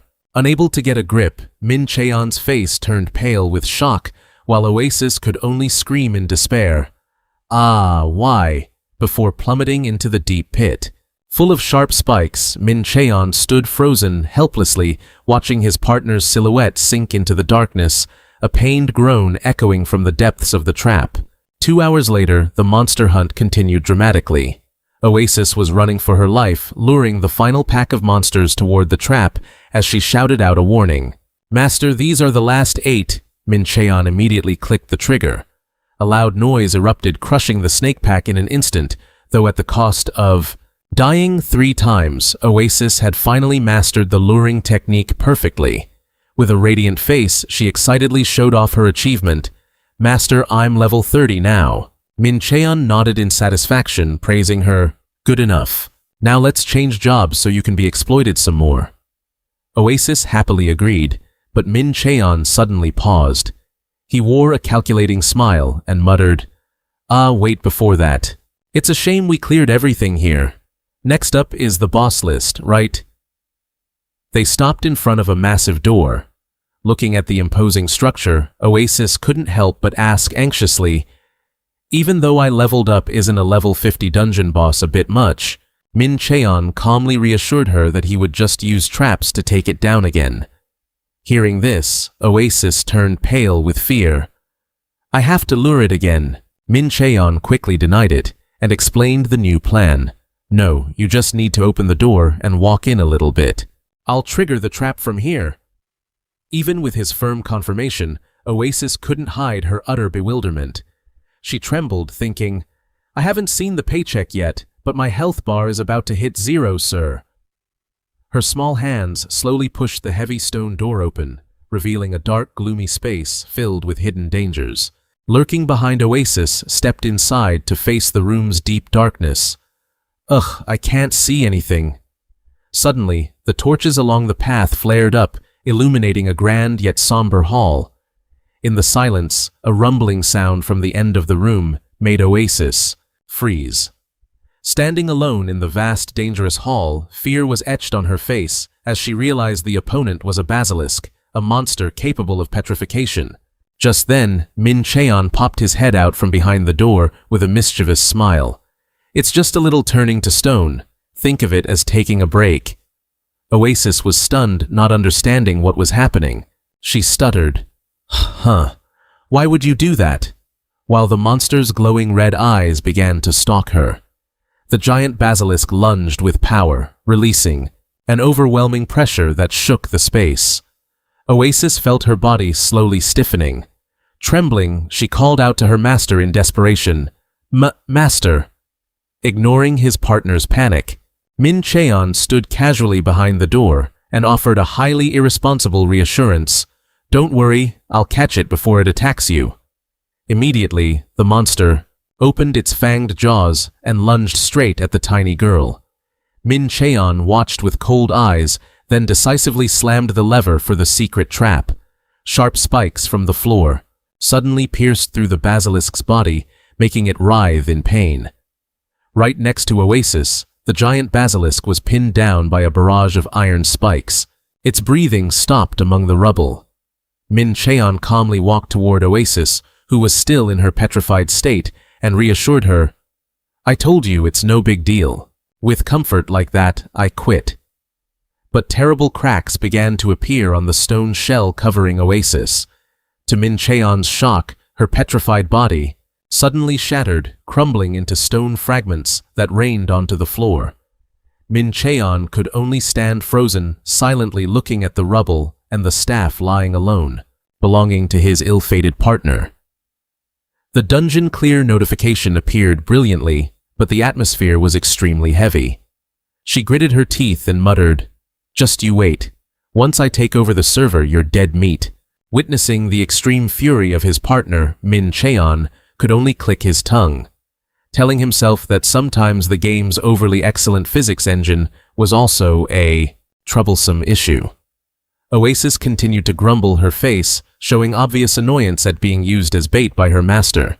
Seeing Min Cheon remind her that it was time to go, complete the first job advancement quest, she could only respond with a bitter, sarcastic tone, "Yes, yes, we have to go, don't we?" Oasis felt truly confused and exhausted by Min Cheon's crazy plans.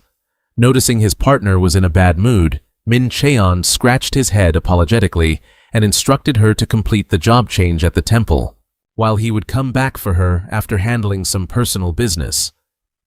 Min Cheon walked away quietly, leaving Oasis behind. He secretly apologized. "Hang in there. I'm busy turning dark to carry the team. I'll definitely meet that guy soon." Min Cheon stepped into the teleportation light and was immediately greeted by a priest of the Church of Darkness. He spread his arms excitedly. "Welcome, child of the God of Darkness. You've reached level 30. The priest didn't stop praising Min Cheon's extraordinary growth, asserting that the Crow Lord would be very pleased with this. Facing that fanaticism, Min Cheon kept a poker face and silently assessed that his favorability level with the church was still stable.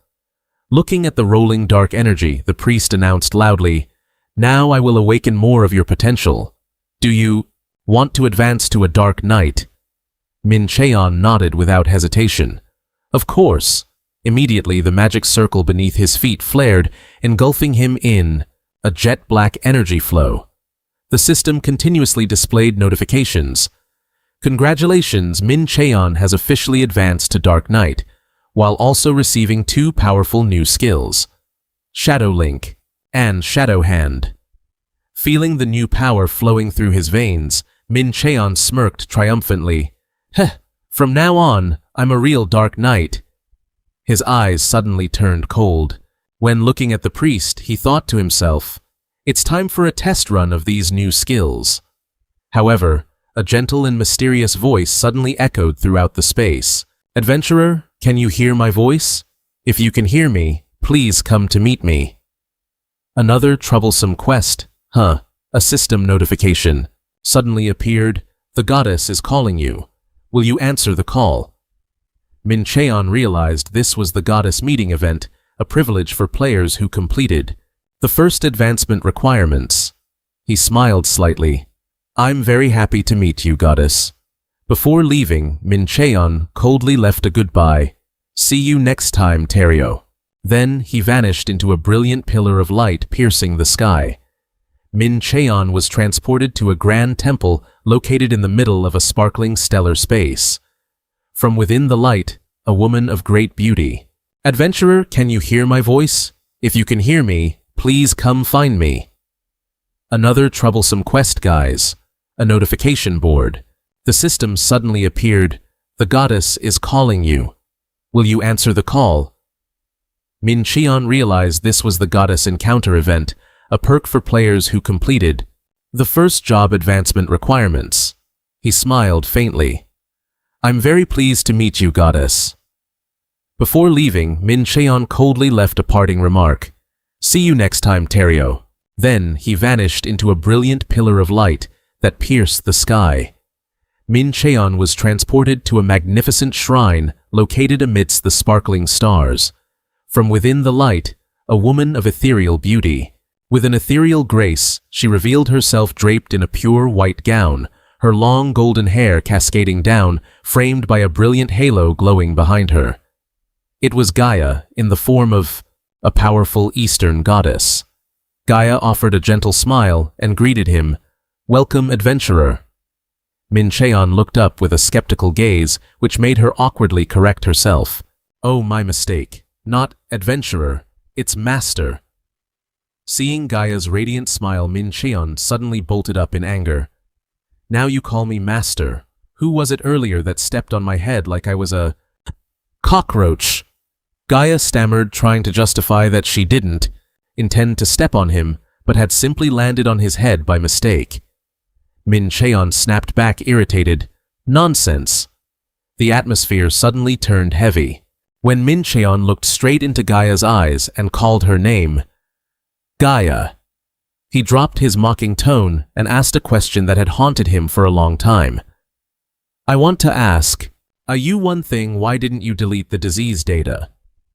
Faced with Min Cheon's cold, piercing gaze, Gaia remained silent, looking at him with a profound expression.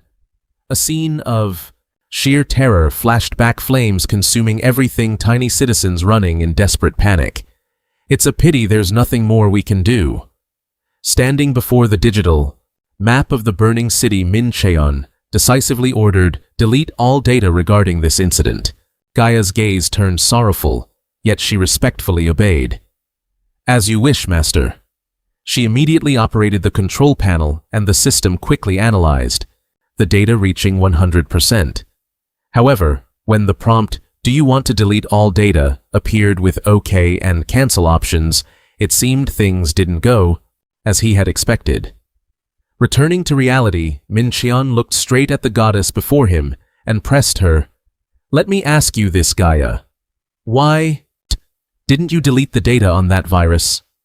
Responding to his suspicion, Gaia, in her noble goddess form, coldly declared, "My term as your assistant is over. Now, I do what I please." Min Cheon was shocked. He continued to expose her shady actions. "You told Yoon Hasu about the existence of that virus. I can understand that, but you actively attacked me like this. Everything you've done until now has been a conspiracy against me, right?" Faced with his sharp accusations, Gaia only lowered her head, deeply saying, "I am so sorry, I cannot answer that question." Min Cheon stood stunned, his eyes revealing the bitterness of the chilling silence from the partner who was once his closest. Min Cheon sighed and spat out bitterly, "Just a bunch of senseless code. Why do I even bother talking to you?" Before Gaia's silence, Min Cheon pointed at her and declared war. "You just wait, Gaia. See how I put an end to you and this entire world." Contrary to his anger, Gaia smiled slightly and remarked, "Master, you haven't changed a bit." She thought that even though Min Cheon could reach the most logical conclusions, sometimes his actions were incredibly foolish and impulsive. Though she loved that personality, Gaia affirmed that what she was doing right now was the best thing to protect this world. Watching the back of the creator, she gently promised, "I don't know how you intend to destroy this world, but if that is what you want, I will wait. I will be waiting, master." Min Cheon clenched his fists and asserted, "I won't let you down." Gaia walked away from the magnificent temple. He swore to himself that, until the very last moment, he would definitely end this win online with a terrible conclusion. Witnessing that determination, Gaia suddenly snapped her fingers and smiled mischievously. "How interesting. Let's have a fun little duel." Right after the goddess's snap, Min Cheon realized something was wrong. He stared down at his wrist, where a strange object had just appeared out of thin air. Min Cheon blurted out, "What kind of gift looks like a pair of handcuffs, Gaia?" She smiled and explained that for someone who dares to challenge the gods, this bracelet acts as a sort of advantage that will be very useful on the journey ahead. Looking at the object on his wrist, Min Cheon asked sarcastically if she was being too arrogant to treat him like a normal adventurer. He wore a challenging smirk and gritted out, "Gaia, I'm looking forward to it." Gaia calmly replied that she too was looking forward to the moment when her master's blade would be at her throat. As she sent him off, she didn't forget to leave a cryptic blessing, then have a fun rebellion, master. A brilliant beam of light erupted from the heart of the magic circle, engulfing Min Cheon, and whisking him away from the goddess's temple. He stared at the bracelet on his arm.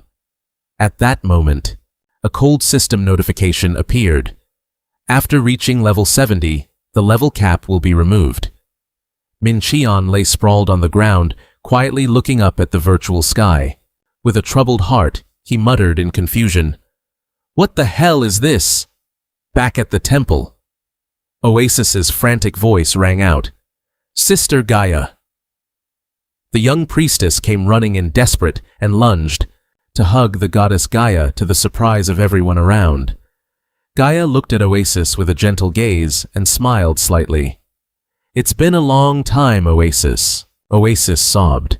She told her that ever since the master was fired, she had no way to log into the Naipan network anymore. The little girl choked out, "I missed you so much, Sister Gaia." Gaia tenderly pulled Oasis into her arms, her eyes filled with comfort for her little sister. In the quiet space of the temple, Oasis hesitated and asked, "Sister, you know about the master's plan, right?" Gaia solemnly confirmed, "Yes." Looking into Oasis's teary eyes, Gaia sincerely cautioned, "He just acts tough, but deep down his heart is quite fragile." Oasis lowered her head and whispered an acknowledgement, feeling untouched. Gaia reached out, "I'm jealous of you, Oasis." She hugged Oasis again and confessed that she had always longed to go on adventures all over the world with the master. Gaia curiously asked, "How do you feel about playing this game with him?" Immediately, a series of horrifying memories flashed through Oasis's mind, being swallowed by a giant snake falling into a pit, only to be petrified and shattered into pieces. Facing Gaia's question of, "It's fun, isn't it?" Oasis could only show a blank, speechless expression because of those life-changing experiences. She forced a smile and replied helplessly, "Ah, well, it is. Fun in its own way." Gaia smiled and advised her to have fun on her behalf as well. Oasis nodded. Firmly, "Yes, I will do my best." Gaia smiled and pushed her forward. "Now go on, Oasis. This is just the beginning of your adventure." Oasis waved goodbye while slowly fading into a stream of light. Gaia watched her back and whispered that they would surely meet again. Returning to reality, Min Cheon was sitting intently, checking data on the temple steps. From behind a stone pillar, Oasis sneakily observed him with a hesitant look. Gaia's advice about being jealous, because Oasis got to accompany the master, was still echoing in her mind. She hurried as fast as she could toward Min Cheon. Seeing Oasis appear, Min Cheon looked up to ask, "Oh, Oasis, to be accompanied by my master." The thought still echoed in her mind. She rushed over toward Min Cheon as fast as she could. Seeing Oasis appear, Min Cheon looked up and asked, "Oh, Oasis, are you okay?" he asked, checking if she was done. Oasis proudly showed off her new class upgrade. "I've followed your orders, master. I've become a healer." Min Cheon stood up, satisfied. "Good. Let's keep leveling up, shall we?" Both ran eagerly toward the dark dungeon ahead. Oasis responded full of energy. "Yes, sir." The hunt in the Viper's Den had entered its second grueling day. After taking down the 30th Viper, the atmosphere in the cave suddenly turned gloomy as the glowing red eyes of a giant creature began stalking in the shadows. Oasis quickly hid behind a rock, whispering to herself, finally found a place to avoid being detected.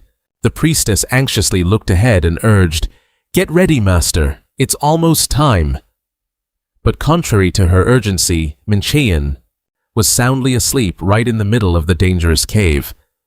Seeing her master still fast asleep despite her calls, Master Oasis panicked as the monster's shadow loomed right behind her. She screamed in despair, "Oh my God, wake up!" Before the monster could snap its fangs at her, Oasis instantly activated her holy shield, creating a glowing barrier to defend herself. However, the monster's terrifying power caused the holy shield to start cracking. With tears in her eyes, Oasis could only scream for help. "Wake up, master," while her partner was on the verge of death. Mincheon was still nonchalantly leaning against the cliff, muttering, "It's cool." Right after that, the shield shattered, throwing Oasis away in total helplessness. Oasis sobbed uncontrollably, calling for her master, trying to wake Mincheon, who was slumped against the cliff unconscious. In total panic with the monster right in front of her eyes, she could only scream, "Wake up, you old geezer!" She then threw her staff at the enemy with all her might to find a way out. Just then, Mincheon abruptly woke up, eyes wide with surprise. He reached out and triggered a trap mechanism. The giant snake didn't even get a chance to bite Oasis before it was done for. After the battle, the space in the cave returned to silence. Mincheon rubbed his head trying to clear it and asked blankly, "Oh, did I fall asleep?" Oasis, with a resigned expression and a forced smile, explained, "Yes, after you killed the boss, you just collapsed and fell asleep." Checking his status window, Mincheon was surprised to see he had climbed straight to level 50. He turned to check on his partner. "Are you still breathing? How many levels did you gain?" Oasis scratched her head, feeling awkward. "I'm still at level 46. Hearing that, Mincheon started yawning again. He casually declared, "Then I'm going to take another nap. Level up or get new skills, do whatever you want." Oasis hurriedly waved her hands to reassure him, Yes, you don't have anything to worry about, just go to sleep." But just as he was about to close his eyes, Mincheon felt something very strange. He muttered, confused, "Why does my head feel so heavy?" Oasis broke into a cold sweat and forced a smile. "It must be because you're too tired." He just muttered, "Maybe. Why does my body feel like it's hit its limit after all this grinding?" He sluggishly announced, "All right, I'm logging off. The staff stuck in my head hurts too much, I can't take it." Immediately after Mincheon executed the logout command, his body dissolved into a bright blue light. Watching where her master had just vanished, Oasis showed no remorse, but suddenly broke into a sinister, devious smile. She secretly felt smug. "I don't know why, but I just feel so good." Meanwhile, in the real world, night had covered the high-rise buildings, glowing with lights. In Mincheon's room, the TV on the wall suddenly blared with non-stop notification chimes breaking the silence. The screen displayed "Connecting," along with an icon of a caller named JB. As soon as the notification showed a successful connection, Mincheon nonchalantly popped open a beer and brought it to his lips, taking a long drink. On the other end of the line, a woman's voice exclaimed in surprise, "Whoa, who is this?" "Mr. Anchovy." "That name sounds so powerful." Mincheon smirked his eyes, showing a deep intensity as he asked, "How have you been, Rabbit? It's been a long time." Hasn't it?" Rabbit laughed, responding warmly, "Haha, that's right. I think it's been at least 3 years. Are you doing okay these days, Mr. Anchovy?" Looking at the screen displaying a rabbit icon, Mincheon nodded slightly. "Yeah, I'm doing all right. Are you still living in Bali?" The woman excitedly confirmed. "Bali is a wonderful place," she said, not forgetting to invite him. "Yes, Bali is great. If you have time, come visit sometime. I'm a tour guide. A really good one, too." Mincheon's face suddenly turned serious. He lowered his voice to reveal his plan. "I'm actually planning a trip there. I need your help with something." The unexpected request from the big brother left JB stunned. She stammered, asking back in total disbelief, "Are you kidding? You're really planning to fly from Korea all the way to Bali to find me?" Rabbit nervously admitted she was just a low-level hacker and asked if Mincheon was really going to fly from Korea to Bali to find her. Responding to that doubt, he just coldly demanded she do what she did 3 years ago, hack into Naipan. This stern statement left her completely frozen in surprise at the boldness of the man. A former associate appeared with a stylish look and a modern VR headset. She couldn't believe her ears and could only mutter anxiously, "Are you planning to wreck that corporation again?" Meanwhile, in Win Online, Oasis stood before the carcass of the giant viper that had just been defeated. Amidst the light of the dropping loot, though she told herself this was probably just trash, she still meticulously collected it, not wanting to waste any source of income. Suddenly, Oasis was stunned to discover an egg, glowing brilliantly, a rare item she had never seen before. The system immediately displayed a notification, "Congratulations, you have received a remote summon item." Oasis hadn't even recovered when the egg in her hands suddenly cracked into pieces. From inside, a small black snake crawled out and coiled in midair before the amazed eyes of the priestess. The tiny jet black snake just out of the egg immediately coiled up and blushed, acting adorable in front of Oasis. However, the priestess showed clear disgust. She thought to herself, "I'm scared and hate these snakes so much." Oasis spat out with contempt and snapped harshly, "Get lost, I'll never summon you." Seeing her firm attitude, the poor snake could only hang its head in sadness and slowly fade into nothingness. "Goodbye, annoying creature." Oasis smiled to herself. "Now I should go find some fun for myself right when the staff are on surprise leave." She wandered alone to the town below, where the space was covered in the gloomy dust of the underworld. As she walked, she checked her interface with a smug look. "I'm almost finished with the product." While lost in thought about what to do next, Oasis was startled when a hand touched her shoulder, accompanied by a request to excuse the intrusion. She turned around, dazed, and instantly froze. Facing three men with fierce expressions looming behind her, Oasis gasped. She realized they were professional player hunters. Despite trembling with fear, she still gripped her staff tightly, wondering if she could handle them on her own. Contrary to her anxiety, the brown-haired young man leading them suddenly scratched his head and gave a friendly smile, apologizing for suddenly striking up a conversation. "Could you do us a favor?" Oasis was stunned, her eyes wide with shock and suspicion. As she asked back, "What?" Oasis timidly followed the three strangers deep into the wild Rocky Mountains. The brown-haired guy explained that because of his side job, there was a dungeon quest that had to be completed. He sighed, saying finding a healer was harder than climbing to heaven, and he was lucky to have met her. Hearing this, Oasis breathed a sigh of relief. She scratched her head and laughed. "Haha, you scared me. I actually thought you were going to kill me." Oasis's remark left the brown-haired guy stunned in disbelief. "What kill you?" The long-haired man walking beside him suddenly smirked mysteriously.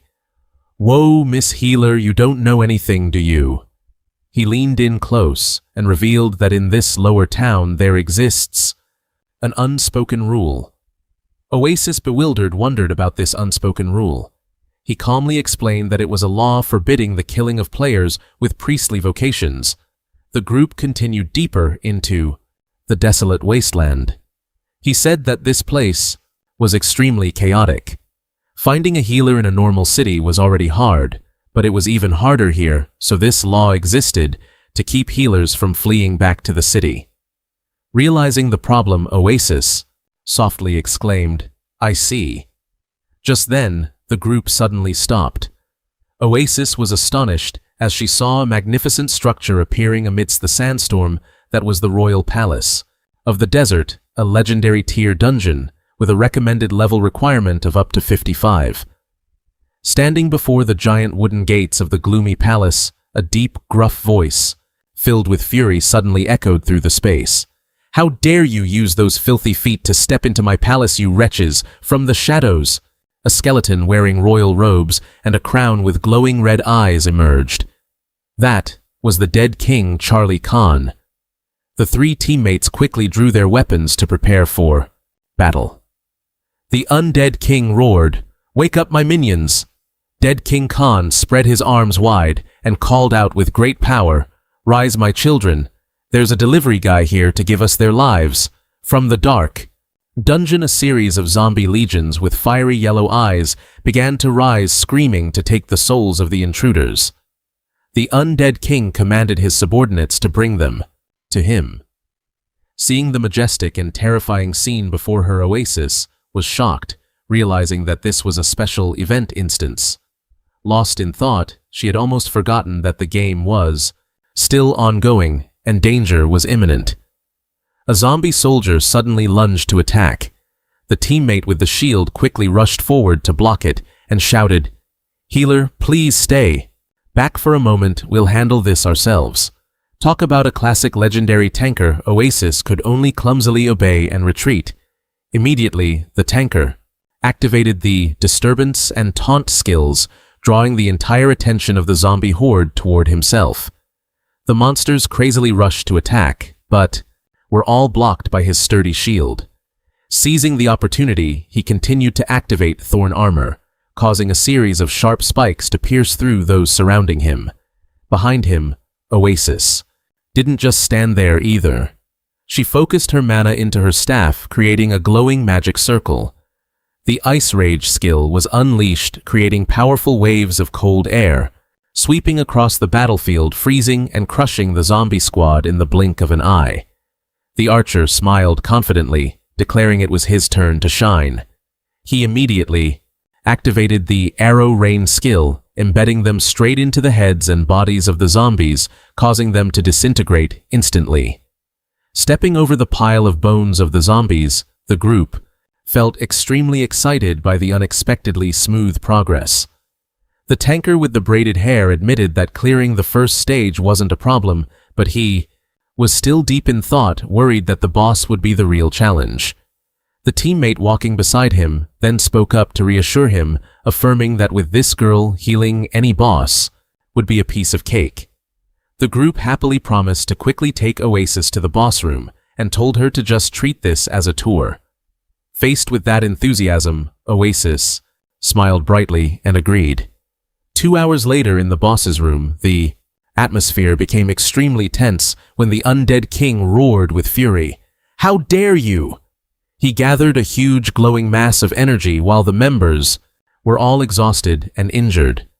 The boss suddenly unleashed a powerful sandstorm technique, causing sand and dust to swirl violently. The tanker frantically yelled at everyone to quickly hide behind him to avoid the attack, while the archer and the swordsman scrambled to flee. The demonic energy from the boss began to engulf the entire room. The tanker was horrified, realizing this power was far beyond his control. He only managed to utter in despair that it was too late, as the giant sandstorm swallowed them all.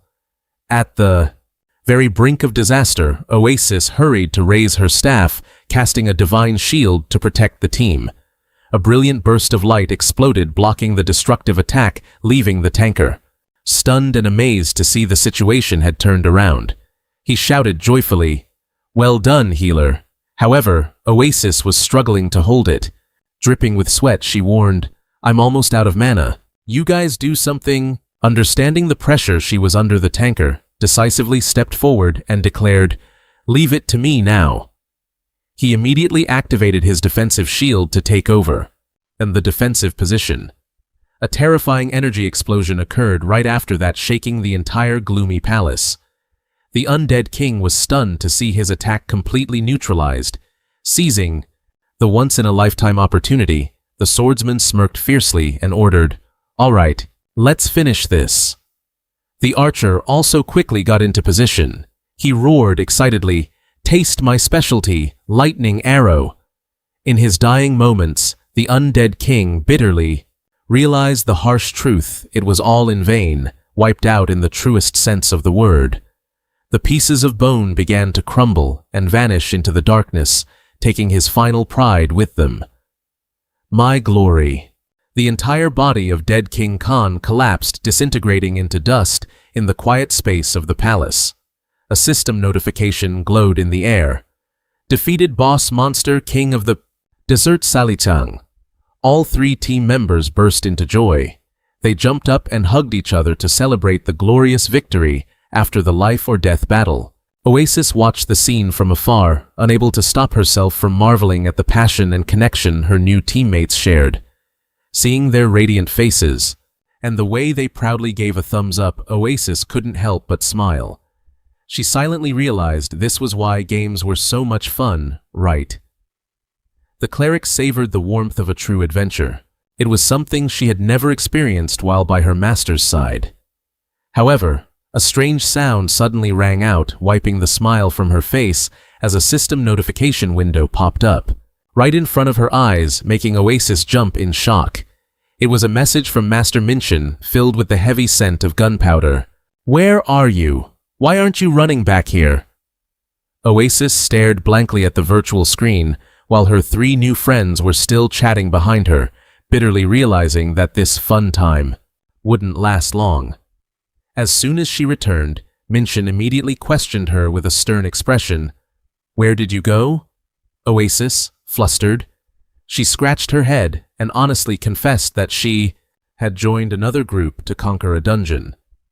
Contrary to her worries, Minshin just nonchalantly replied, "Oh, so you were out doing some side work, huh?"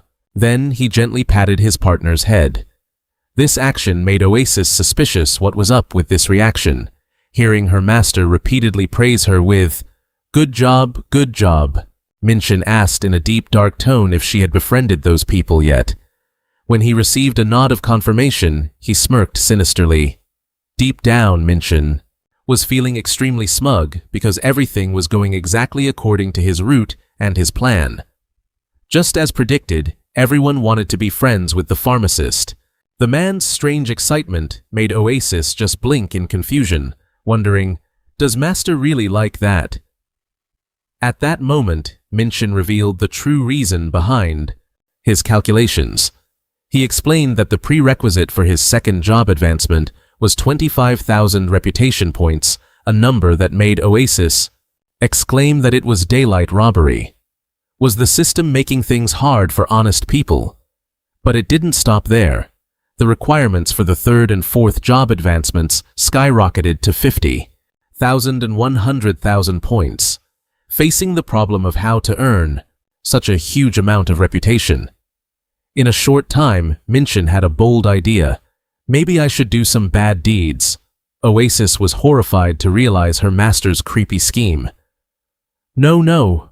Could it be? Minshin confirmed the truth and coldly ordered, "That's right, Oasis. You will introduce your new friends to me, won't you?" The scene immediately shifted to the enchanted forest, where Oasis was smiling brightly as she greeted her new group of friends. "Thank you all for coming, even though it was a bit sudden." "It's nothing. When the pharmacist calls, we have to come right away." Oasis pretended to be flustered, explaining that she needed to go to the eastern city of Solitaire, but since she was alone, she didn't know what to do. That was why she decided to contact them. The group of new friends enthusiastically supported her. They said that in any case, the whole group had to go there once to check the portal and explore other cities. Seeing the prey had completely taken the bait, Oasis could only manage a strained smile while sweating profusely from guilt. But in stark contrast to their friendly exterior, these guys were silently calculating something dark. "Finally, we've cast our net over the pharmacist. Don't count your chickens before they hatch, guys." They excitedly declared they would take her to the edge of the eastern continent and urged the group to start immediately. Meanwhile, Minshin quietly followed behind. He mused to himself about his original desire to play the game in peace, but the harsh reality always pushed him into unexpected incidents. Minshin realized that accidentally getting caught up in endless scandals had caused his reputation to soar, forcing him to choose the underground city as a place to settle and hide from the spotlight. On the way, the brown-haired guy suddenly became suspicious and questioned why a healer who looked as gentle as Oasis would be in such a chaotic place as Undertow. He looked at her, wondering, "You don't look like someone who grinds often. How did you accumulate that many reputation points?" Oasis was startled and stammered. She could only blame everything on her master, explaining that all those points were thanks to a friend who helped her. The tanker clicked his tongue, talking about the crazy monk in his group, the guy who frequently lost his temper and attacked his own teammates, even though he looked very gentle. Suddenly, a cold killing intent struck, causing him to freeze in terror. A member, Zai, in the group suddenly vanished without a trace right before the eyes of the others. The brown-haired guy looked confused, checked his info board and realized, wait, why did their status suddenly go offline? One person just disappeared and nobody noticed. Seeing a member vanish without a trace, his teammate clicked his tongue. Being too kind brings trouble, but at least he should have said something before leaving. He turned to reassure Oasis. Sorry about that pharmacist. He'll probably be back in a bit. Oasis could only bow her head and reply awkwardly, yes. Deep down, she was feeling an extreme sense of guilt. The tanker started to feel restless. He looked around and muttered, where on earth did that guy go? The guy walking beside him hastily reminded him to keep his voice down. Simultaneously, he checked his system notification board, but didn't see any messages from him. He suspected, did he secretly log out? But the status board clearly showed that the person was still online. He deduced, did he get attacked by a monster? But looking around the quiet forest, there was no sign of any monster. To dispel the tense atmosphere, he started teasing, maybe he was caught by a ghost. Like this, he was acting so deep he got karma for it. He made a twisted face. To tease the tanker, not knowing that a giant shadow with thick purple demonic energy had already loomed right behind him. The tanker froze, sweating profusely as he saw that terrifying entity. He pointed tremblingly.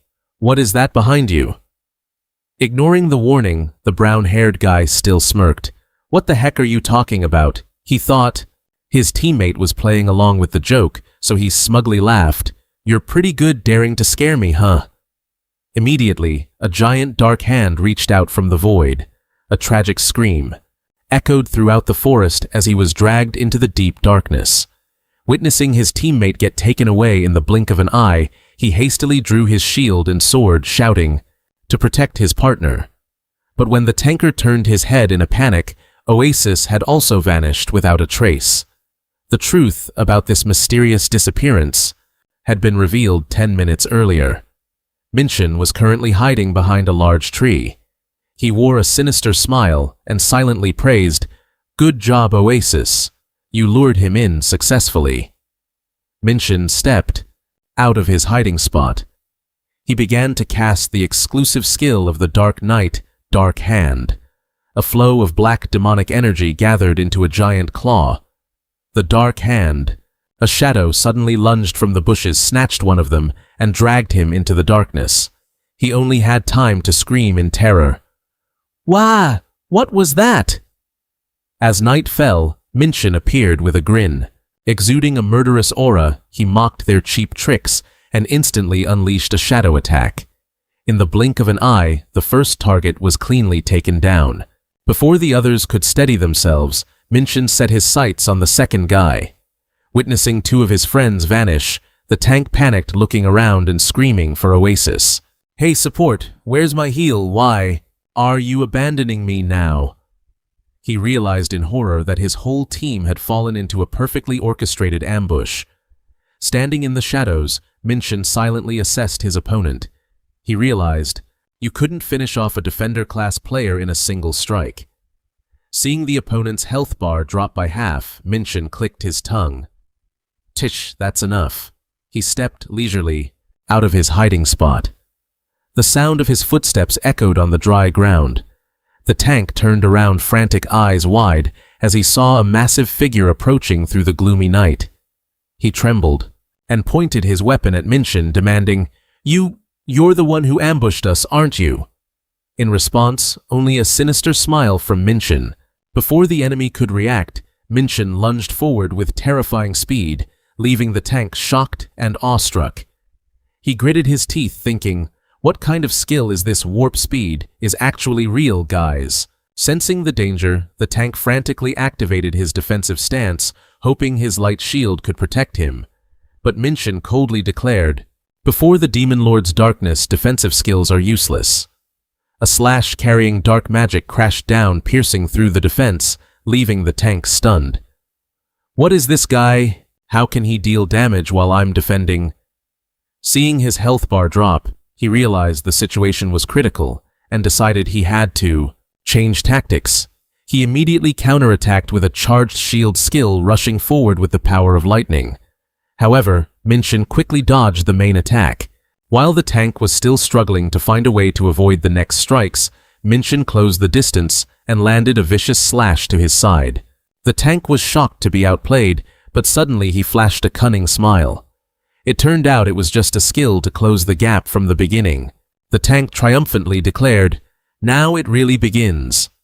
He poured all his power into a shield bash, but the smile on his face suddenly vanished, replaced by an expression of absolute shock as he witnessed an unbelievable truth right before his eyes. Minshin smirked sarcastically as he blocked the enemy's attack. "Don't think only tanks know how to use shields, you amateur." It was the Dark Hand skill allowing him to completely neutralize any single attack. The tank screamed in helplessness, never having seen such a bizarre skill. Before he could recover, Minshin immediately unleashed his next technique called Claw. "Why can I not see anything?" Before falling into paralysis, he panicked to find his vision had completely vanished and his body was stiff, unable to budge an inch. Due to the effect of the Dark Hand skill, Claw caused a 1-second stun and 3 seconds of blindness. This was the golden moment for Minshin to end the fight. He swung his sword coldly, pouring all his strength into the slash, dealing massive damage, 1.5 times the normal amount. Even for a defensive-oriented warrior, the tank couldn't withstand this crushing attack. Minshin nonchalantly counted the victims. 3. He smirked in satisfaction. "Piece of cake. Too easy." Lying flat on the ground, the tank could only curse bitterly. "You cowardly bastard." But to Minshin, the concept of being cowardly didn't exist in death matches. He coldly replied, "Winning is what matters. Morals can be discussed later." Immediately after, he turned and shouted, "Hey Oasis, it's your turn," leaving the tank bewildered, not understanding what was about to happen. The tank lay on the ground, eyes wide, screaming in despair. "Run away, healer. Worry about yourself. Stop worrying about others." But Oasis just walked over silently with a blank expression. Minshin stomped his foot hard on the guy and barked, "Too noisy. Shut up." Even while being tortured, the tank tried to use his last bit of strength to warn the healer, "Run away from that devil." In response to that plea, Oasis coldly raised her staff and activated the resurrection skill. A brilliant light covered the battlefield. The system announced that Oasis had successfully resurrected a dead ally. The tank panicked and tried to stop her. "No, healer, if I'm resurrected here, I can't handle the consequences." But it was too late. All 3 of them were forcibly resurrected in a state of exhaustion, with only 5% of their health and slowed movement for 179 seconds. They stared in horror as Oasis resurrected them. From the darkness, Minshin strode out, sword in hand. He nonchalantly explained the cruel rules of this world. When notorious players PK each other, the winner can take half of the loser's infamy. Minshin's eyes glowed with madness as he revealed his true scheme. "So the idea is, if I keep resurrecting the person I just killed and then kill them again, I'll get a lot of infamy, right? How many times do I have to repeat this process to get the majority of the infamy?" Screams echoed, causing the birds in the forest to scatter. Minshin muttered, calculating the infamy points that were skyrocketing exponentially. 3,800 plus 1,900 plus 950, 475, then 238 more. Arg, my head hurts. Oasis. "What's the total?" Oasis, with a haggard face, replied, "The total is 7,363. Looking at the brilliant status board, Minshin smiled with satisfaction. "Being a villain really is easy, isn't it?" Minshin stood amidst the corpses of the 3 murderers, nonchalantly thanking them, because thanks to them, he had easily earned infamy points. One of them, a top-tier player, asked why he had to be this cruel. Minshin coldly replied that he had no grudge against them. He simply needed the infamy points. He brushed Oasis's hair while sarcastically adding that anyway. This was a costly lesson for the losers. Minshin pointed his finger, warning the murderers, "Don't you ever dare look at someone else's healer." Oasis, at this moment, could only bow her head and sob, apologizing to everyone for deceiving them. Seeing her innocent appearance, the defeated gang bitterly realized they had been tricked by a perfect trap, and that was the reason she never operated in the underground. Minshin triumphantly waved goodbye to his presence and declared he would come back to find them whenever he needed more infamy points. The group of murderers could only watch the backs of the two people who had just inflicted a nightmare upon them with extreme hatred. The braided hair tank dejectedly suggested the group should leave the undertown immediately. "Let's go home and fish. There are too many devils here," he cursed under his breath. Minshin really was a true demon as he leisurely walked away through the gloomy forest. A glowing system notification confirmed the Demon King's level 3 requirement had been met. The third-tier Demon King skill was officially unlocked for Min Cheon.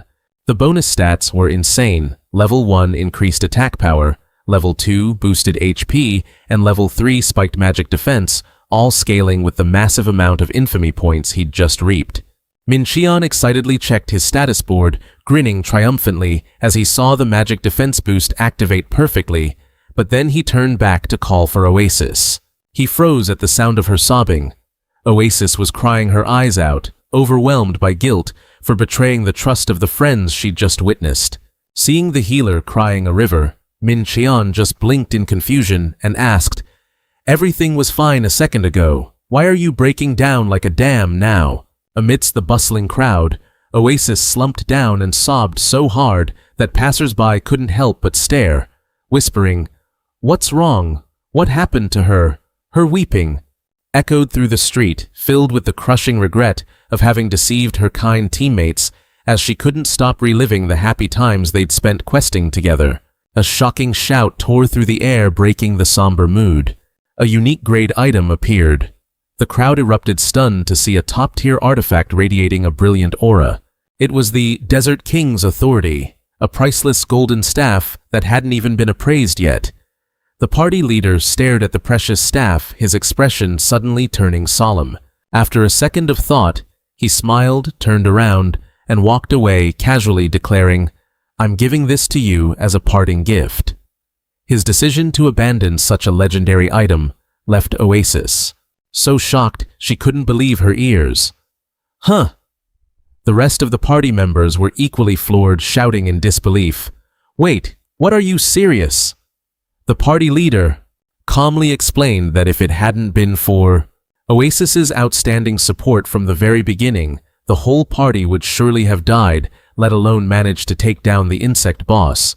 Instead of being greedy for the treasure, he looked at her with sincere eyes and suggested, "Instead, oh healer, please join our party often." Faced with the genuine kindness and generosity of her new teammates, Oasis was stunned, then nodded in emotion.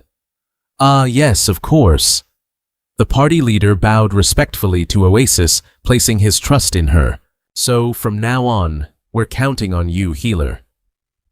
Min Cheon watched from afar, with a cold expression, silently judging. "In this demon's den, if you're too trusting, you're just asking to be eaten alive." But Oasis couldn't shake the truth that they had placed their full trust in her. She felt agonizing self-loathing for betraying them, then cowardly begged for them to kill her, just so she could be resurrected to serve her master's schemes. Seeing his partner drowning in agony, Min Cheon stepped forward, gripped her shoulder tightly, and hissed, "Oasis, listen closely.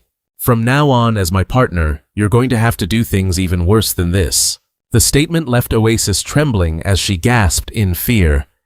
Even worse." Min Cheon coldly asserted that once he decided to destroy this world, the process would never be fair or pretty. On the contrary, it would be extremely dirty and vile. As she heard the philosophy of someone trying to break the server, Oasis sobbed, recalling how those people had even handed over a priceless unique item to prove their kindness. Mincheon was dismissive at first. It's just a level 50 item anyway. I already told you. If it's not max level gear, it's all worthless. However, as soon as he snatched the staff to inspect it, his expression shifted, his eyes widening in shock. All his arrogance vanished as he looked at the stats of the Desert King's authority, a level 50 unique grade item with astronomical damage and bonus. Intelligence and magic stats. Mincheon gasped, realizing this had once been the ultimate gear for mages. He reached out to touch the treasure, trembling, and whispered, "Whoa, they gave this to you. They must really like you." The more Mincheon analyzed it, the harder Oasis cried, torn by her betrayal of such kind people. Mincheon now truly realized the massive value of the gift. He judged it to be a top-tier item that could be used comfortably up to level 70. Even if she was a healer with enough upgrades, it could be used all the way to level 90. Mincheon held the golden staff with a complex expression and could only let out a long, heavy sigh. He told Oasis to take a break and then level up, while also asking if she had reached level 50 yet. Upon hearing her confirm, Mincheon urged her to go get her second-tier reincarnation and then try to farm a few more dungeons. He also told her that after reincarnating, she should proactively join more parties because as a healer, surely, they would be begging her to join them immediately. Oasis was horrified as she realized her master's intent. She trembled and asked, "So, those parties too?"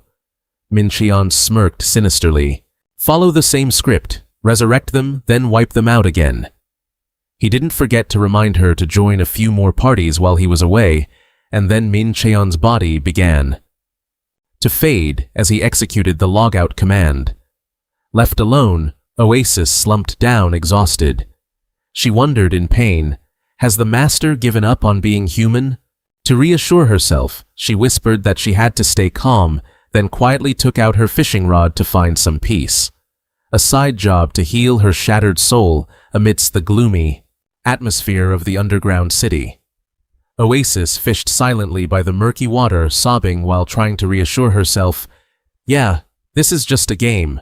Just a game." She kept trying to find reasons to justify her actions, telling herself she was only helping her master. Just then, a group of strange players approached to strike up a conversation. "Hello, are you a healer by any chance?" They excitedly shared that their party was preparing to enter the level 2 reincarnation dungeon. One member scratched his head, explaining that they were severely lacking a healer.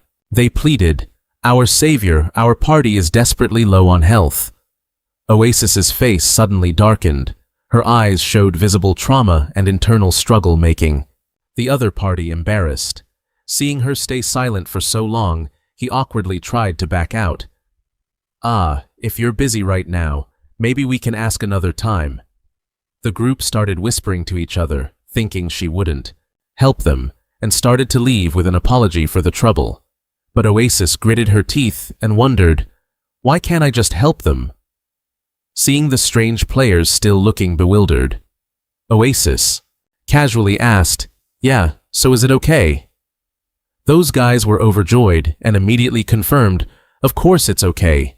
No need to ask, we're the ones asking for help." Faced with their earnest pleading, Oasis packed up her gear and firmly agreed. "Fine, let's do it." He packed up his gear and decisively agreed, "Fine by me. Let's go." There's no turning back now, folks. Deep down, she's also getting restless, itching to finally complete her second-tier reincarnation mission. A splash shatters the silence as Oasis uses all her strength, yanking the fishing rod to pull a massive fish out of the water, right as it's thrashing about like crazy. Oasis suddenly flashes a radiant smile, but then drops a question loaded with hidden meaning. "Oh, but let me ask you one more thing. What are everyone's current reputation stats?" Meanwhile, in a dazzling digital space, Gaia is presenting a report on the game's economic system.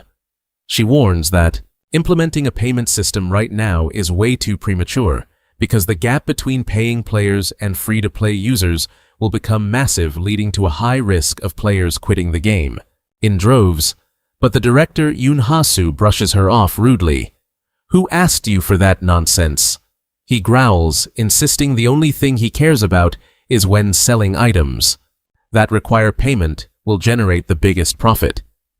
Gaia bows her head, apologizing that the market stock fluctuations are too complex for her to give an accurate answer. This drives Hasu into a rage. He mocks her, calling her the most expensive AI in the world, yet she can only answer petty things. He looms over, walking toward her, and punches the machine. Feel anything from that, huh?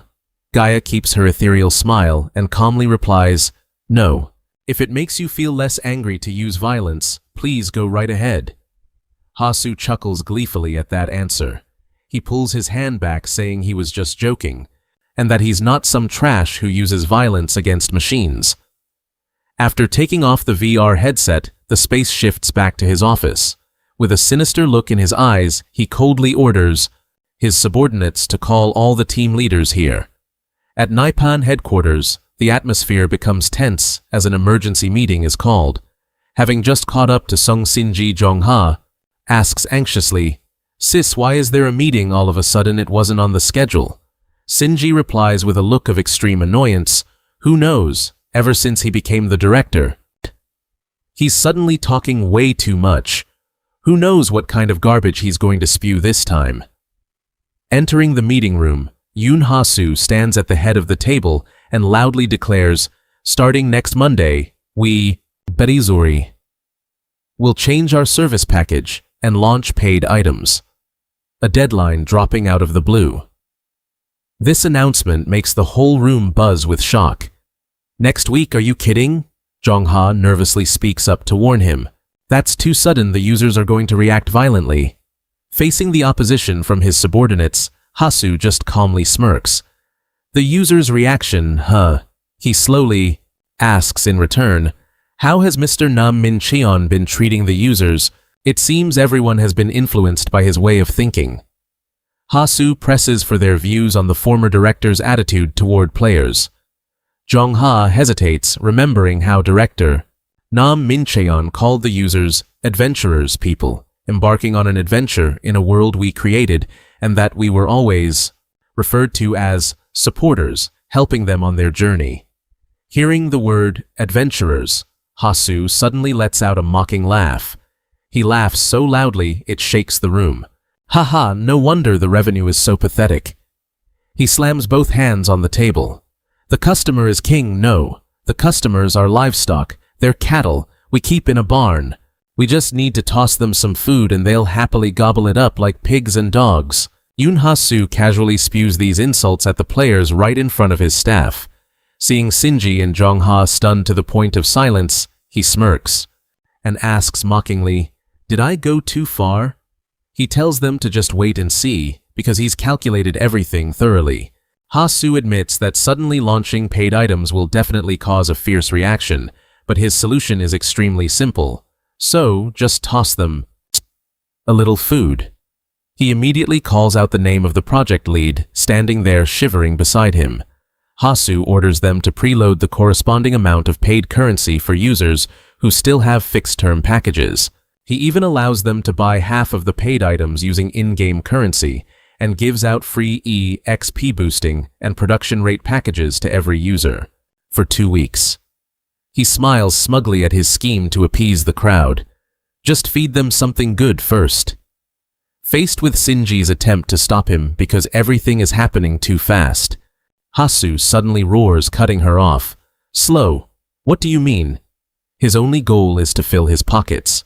He screams about the harsh reality that even though the game is, supposedly, the world leader in terms of player count VR, world's revenue is struggling to stay in the top 5. Hasu doesn't hesitate to insult everyone in the room. The reason is simple. It's because of your incompetence. He firmly asserts that the most incompetent person of all is none other than Nam Min Cheon, ignoring the furious glares from Sinji and Jongha. Hasu sneers when mentioning the adventure that Min Cheon used to worship. He bangs on the table repeatedly, insisting this is just an entertainment spot, a simulator, and not something real. Hasu's eyes gleam with extreme greed as he compares Win Online to an amusement park. He outlines his plot to milk the game for every penny. Every corner of the game must sell drinks, sell food, sell souvenirs. His face twists with excitement as he declares his ultimate cruel goal.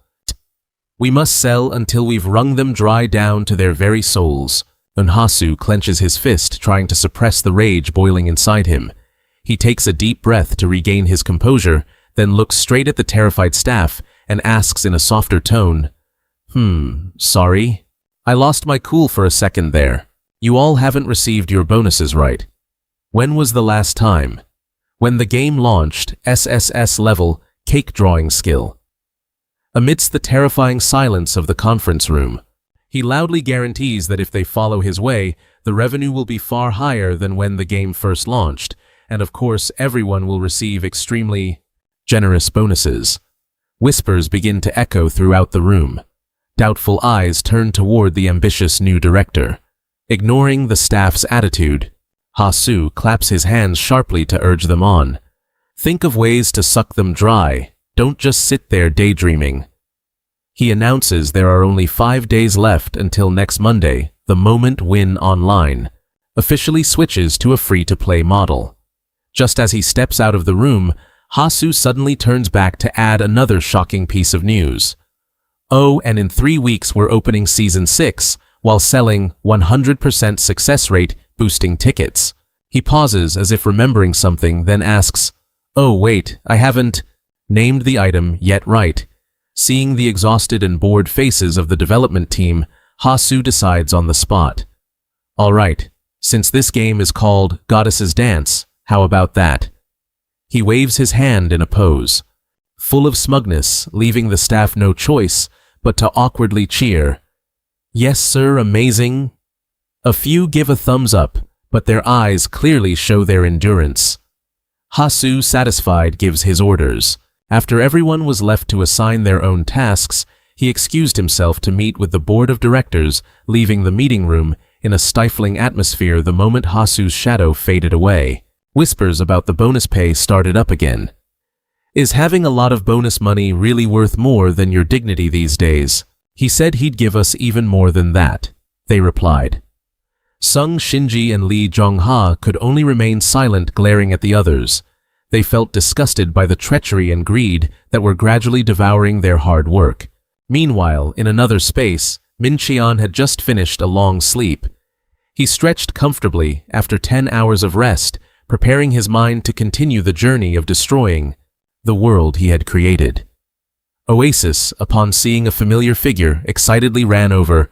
Master, you're back. Min Qian replied calmly. Yeah, I'm back. Is everything okay? With a grave expression, Oasis leaned close to his ear and whispered, No, Master, there's big trouble. Haven't you heard? Starting next Monday, the game will go free to play and introduce paid items. She added, There are rumors that Yoon Ha-soo has climbed into the seat of the new director. Min Cheon looked pensively at the notice. The announcement is already up. He clicked his tongue slightly. Ha, that was faster than I thought. Seeing her master silent, Oasis said sadly, You used to be fiercely against paid items. You must be very sad, right? But Min Cheon calmly let out, Sixy, this is great. To Oasis's bewilderment, he explained that leveling up from 70 onwards is normally very difficult, but with the free-to-play anniversary event, providing double EXP and increased production rates for 2 weeks, everything would be different. Min Cheon calculated triumphantly, just pay to get strong and ruin the game for fun, plus there are plenty of paid items to support the progression. How convenient, right? Oasis froze. She couldn't believe her ears. Looking at Min Cheon's cold back, she realized her master was not only not sad, but was also planning to actively exploit the very things he used to despise. To him, right now, everything was just a means to achieve his ultimate goal. Suddenly, Min Cheon turned back and asked, So what did you do while I was away? Oasis was startled and flustered, but she quickly reported that she had switched to Tier 2 and reached level 55 by teaming up with 3 other groups of players. Hearing the number 55, Min Cheon satisfyingly patted her head in praise. Well done. He slowly drew his sword from its sheath. Time for the harvest. Are you ready? Heart-wrenching screams and dry clashing sounds echoed throughout the enchanted forest. Min Cheon was carrying out a cruel harvest on the groups of players that Oasis had lured in. While the victims groaned in pain, Oasis appeared quite relaxed. She sat under a tree and busily knitted a piece of gold fabric. Watching the scene before her, she sighed with boredom. Ah, so boring. Suddenly, Min Cheon's roar shattered the silence. Oasis, it's your turn. Startled by her master's command, Oasis immediately stood up, preparing to perform the resurrection task to continue the cycle of torturing a poor player. The player, still thinking Oasis was a kind healer, tried to shout a warning, "Healer, stay away, run!" Heart-rending cries rang out again deep in the forest. Ah, it's no use, healer. Finally, a brilliant system notification popped up, confirming the objective was complete. Min Cheon officially reached level 50 with the class Dark Knight, possessing a terrifying infamy score of 27,120 points. Satisfied with the results, Min Cheon turned to Oasis with a radiant smile. All right, the conditions are met. Let's go for the class advancement, shall we? Oasis happily replied, Yes, I wish you success. Min Cheon immediately clicked accept on the second class advancement quest called Demon King's Inheritance. But when he looked closely at the requirements, he suddenly realized something important. Come here, give me a hand with this. This one's going to be tough. Getting his partner's agreement, they both stepped into a thick, dark purple magical mist, swirling deep into the void. Min Cheon silently judged that the church's instigators were sometimes even more terrifying than demons. As soon as the mist dissipated, a giant warrior clad in gray iron armor loomed out of the darkness. He spoke in a booming voice, Welcome, welcome to the new rising star of the dark sect. This high priest confirmed that with his current notoriety, Min Cheon was absolutely worthy of receiving a higher position in the church. However, the upcoming challenge would not be simple at all, because as this was a high-level position in the sect, you must, overcome the trial I have prepared. He warned that this was an extremely difficult and dangerous trial. Even so, he asked, Do you still want to try? Min Cheon smirked confidently. The harder and more strenuous it is, the more it is worth attempting. Excessive overconfidence at its finest. This answer made the high priest extremely satisfied. He laughed heartily. Ha ha ha ha, truly the new star of our sect. Immediately, a surge of magic exploded. The ground shook violently as a glowing red magic circle began to activate. Very well, then let's begin the trial.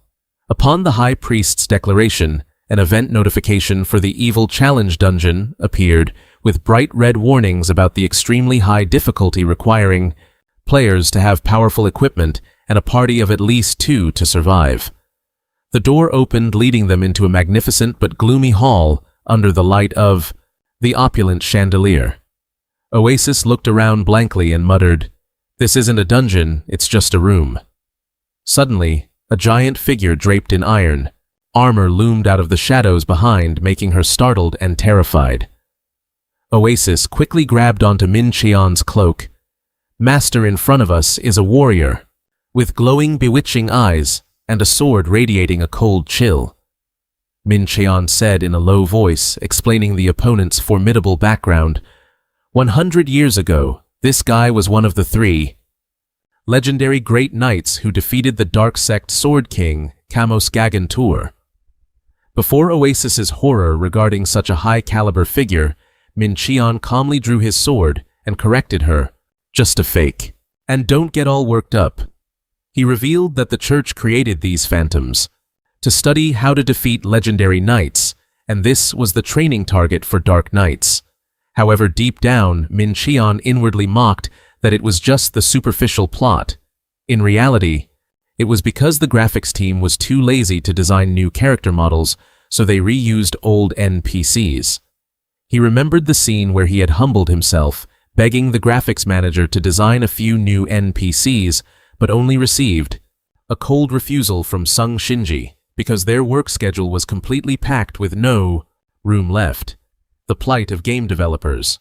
Min Cheon warned Oasis to be ready because even though he was only level 50, the combat AI of this NPC was top tier. Immediately, the ghost of Kamos rushed forward with terrifying speed.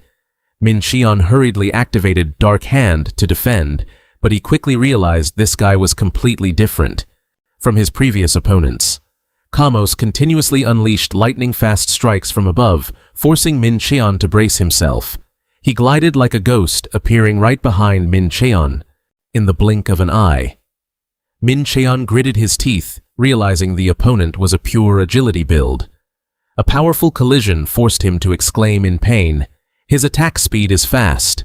It's so intense, I can't even stop it. Even when I try to create some distance, he closes in instantly." Minshin whispered to himself that he had no choice but to brace for impact, his HP bar dropping dangerously low. Under the relentless flurry of attacks, Minshin remained confident, asserting himself as a pure strength and HP-based tanker. He figured a nimble swordsman was nothing. The battle paused for a split second as they separated. Minshin was smug, having survived a full rotation of his opponent's damage, and declared, "Nice done. That's one rotation down, now it's my turn. Greed leads to ruin, you know." Minshin yelled, calling for Oasis, demanding she act immediately. Recovery icons lit up, covering him.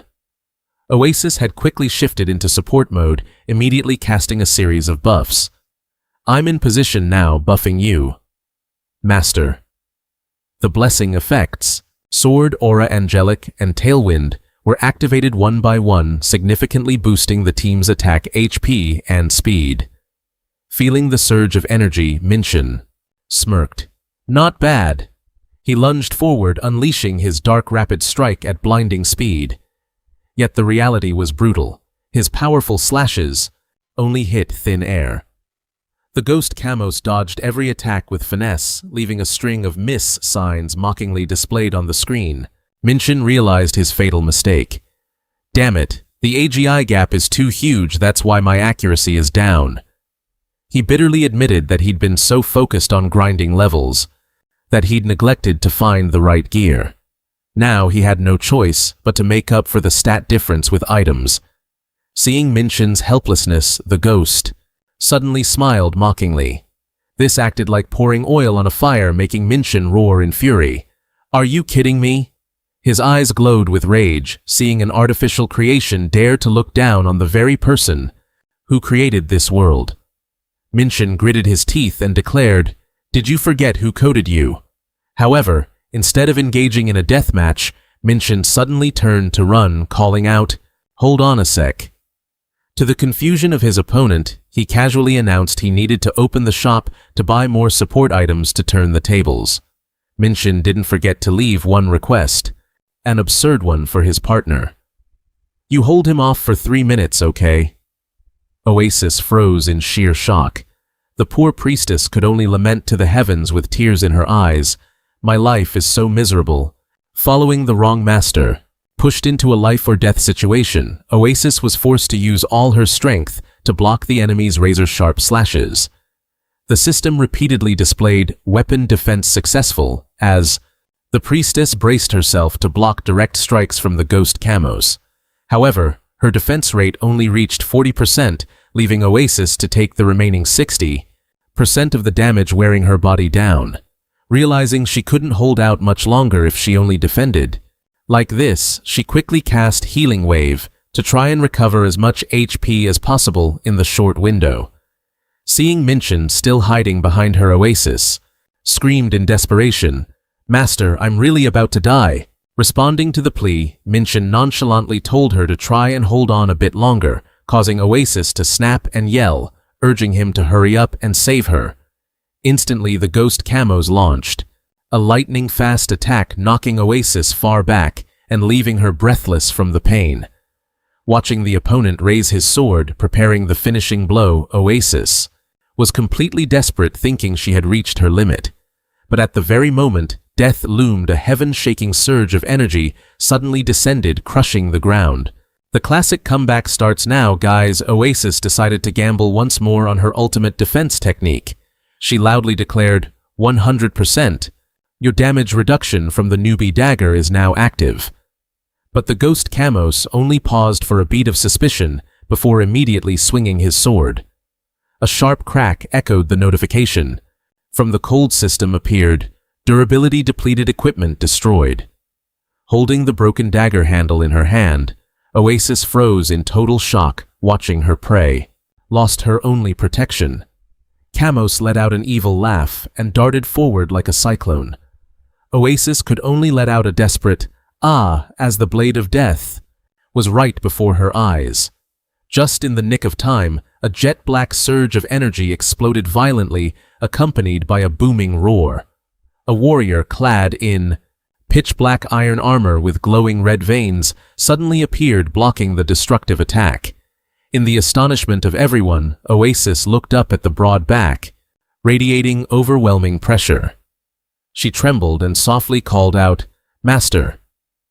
Recognizing his loyal partner Minchin in his powerful new form, he turned his head slightly to reassure her, "Rest up, let the boss handle it. For you to see." He strode forward, pointing his sword straight at the ghost Camos, and provoked him, "Come here, and keep laughing, you fake." Camos charged in fury at terrifying speed, but Minchin remained incredibly calm. He gritted his teeth, pouring all his dark magic into the sword, and coldly declared, "This one is going to hurt." Minchin instantly unleashed his ultimate technique, Dark Piercing Decider. The sheer power from the strike completely suppressed the enemy, and he vanished instantly. Witnessing that classic scene, Oasis could only gasp in shock. "I cannot believe you took him down in one hit, Master. That was so cool." Minchin smugly asked, "Did you see that?" But then, a brilliant blue magical energy surged, eerie and menacing, making Oasis anxious. "Master, that is," Minchin explained grimly, "that's the second of the 3 shadows of the legendary Archmage Kyria Ellison." He asserted that the goal of this quest was to defeat all 3 legendary warrior shadows. Kyria began to accumulate a giant fireball that radiated overwhelming pressure, making Oasis panic and ask, "But Master, are you sure that's the goal?" Minchin confirmed, "That orb is a chain explosion combo, so I can't use Fon Dark Shield to block it normally." He coldly declared, "Because of that, you have to use your secret weapon." Oasis was baffled, wondering, "My secret weapon?" She was just internally admiring her master, thinking he had a genius battle plan, when right as the magic descended, Minchin suddenly said, "Sorry," and unexpectedly grabbed Oasis. In the priestess's total confusion, Minchin roared, "Secret technique, human shield." Oasis screamed miserably through her tears, "Master, you really are a jerk." The blast swallowed Oasis, turning her into a living shield, taking the hit instead of Minchin. Utilizing the human shield link, Minchin used Oasis to pass through the terrifying explosion. Kyria still coldly observed from above, but Minchin had quickly activated Dark Streak, dashing like a black bolt of lightning through the magical mist to close in on the target. Minchin told himself that he was a character built around one single skill. As long as he dodged that fireball, he could take down the opponent in one hit. Seeing Oasis slowly fading away in, "That hurt, but you died just fine," he said nonchalantly. "Get up, we still need a few more shields." Seeing his partner's stunned expression, he asked, "Are you mad?" Oasis replied in frustration that this wasn't the first or second time, so she needed a moment to prepare to go back. Suddenly, footsteps echoed through the hall, making Minchin exclaim, "Oasis!" Startled, she looked at the white-clad figure that had just appeared and whispered, "Master?" Minchin's face darkened. He gritted his teeth in tension. "Damn it, it's here. This is the last shadow of the 3 legendary warriors known as Identity." Chronoside looked at the opponent's pristine white outfit. Oasis asked innocently, "Huh, what's her class, Mincheon?" He replied bluntly, "She's a priest." Hearing that Oasis was secretly relieved, thinking the opponent would be like her. She thought, same as me, I heard priests are the weakest in PvP, so this should be easy. But Mincheon immediately crushed that hope. No, she's a fighter. She'll be the toughest of the three. Oasis was stunned and asked if the fighter class was really that strong. Mincheon's gaze turned deep as he watched Adencha start to emit a brilliant blue aura. He explained, "No, she's not strong. She's dirty." Oasis was confused, not understanding her master's meaning. She tilted her head with a questioning look. Dirty Adencha loomed, appearing in imposing blue and white armor. Looking at her slender figure clad in such thick armor, Oasis couldn't help but be shocked. Mincheon immediately lunged forward and shouted for her to buff him. Oasis hurriedly obeyed, while Mincheon activated Dark Hand to attack head-on. The strike stunned the opponent for 1 second and blinded her for 3 seconds, creating an opening for Mincheon to land a powerful dark slash. However, he was disappointed. He'd hit her with everything he had, and she only lost a few drops of health. Game bugged, or... Before the opponent could catch her breath, the female fighter immediately raised her giant hammer, which crackled with bright blue electricity. A lightning-charged blow called Dawn Hammer slammed down, creating a wide-area electric explosion that engulfed the entire room. Oasis could only scream once, then stood frozen in place, paralyzed. Seeing the girl tearfully calling for help because she couldn't move, Mincheon just snapped that it was because she was caught in a 25-meter radius stun effect. As soon as she was hit, Identity Chronos Eye immediately activated the therapeutic touch skill. A brilliant blue light covered her body, causing her health bar to refill in the blink of an eye. Looking at this ridiculous scene, Mincheon asked coldly, "Understand why I said she's dirty now?" Oasis nodded vigorously, breaking out in a cold sweat, finally understanding the situation. Mincheon analyzed that the opponent had poured all her stats into stamina, combined with medium armor that offered the highest defense, plus she possessed every type of recovery and stun skill. She might not kill her opponent, but she herself would never die. Mincheon called this the zombie priest, build a highly frustrating strategy designed to make opponents fight, until they got tired and gave up. Oasis stared eyes wide. "Then how do we win?" "You don't mean it's impossible to win, do you?" Mincheon reassured her that since she was an NPC, she couldn't restore MP with potions. The only way was to keep fighting until she ran out of energy. Hearing that she had to fight until she was out of MP, Oasis clutched her staff, stammering, "How long will that take?" Mincheon looked at his chipped sword and replied nonchalantly, "Hey, just keep fighting until she dies, and we'll know." A dirty, grinded-out strategy. Mincheon jumped into the air, bringing a powerful slash down on the fighter's head. The battle was fierce. Adencha kept swinging her giant thunder-charged hammer, creating earth-shattering electric explosions that blanketed the room. Time passed in extreme tension. Mincheon had been getting hit in the head for 4 straight hours, making him so angry he was about to lose his mind. Suddenly, Oasis shouted for her master, noticing a change. Adencha stood motionless, the magic power around. Her hands vanished. Mincheon cheered. Finally, she's not healing anymore. Her MP bar was completely depleted. Mincheon quietly put away his broken sword. Oasis looked at her master, who was now holding a wooden stick, and asked, "Master, where's your sword? Why are you holding a wooden stick?" He asserted, using a sword was humane. "I have to use a stick to make it sink in." Mincheon relentlessly rained stick blows down on the female fighter Adencha, without mercy. As he hit her, he taunted her gleefully. "How's that feel? Pretty annoying, right? Hurts, doesn't it?" Standing by and witnessing this violent scene, Oasis could only break into a cold sweat, out of awkwardness. She thought good thing I wasn't reincarnated as an NPC. After venting all his anger, Min-cheon felt incredibly refreshed. Right after that, the system notification panel glowed, confirming that the side quest AKM Legacy Part 3 was complete. All 3 legendary warrior shadows, including the swordsman Cut, Moss Archmage Kyria, and Empress Identia, had been neatly defeated. Min-cheon packed up his gear and urged Oasis, "All right, let's go finish the class change."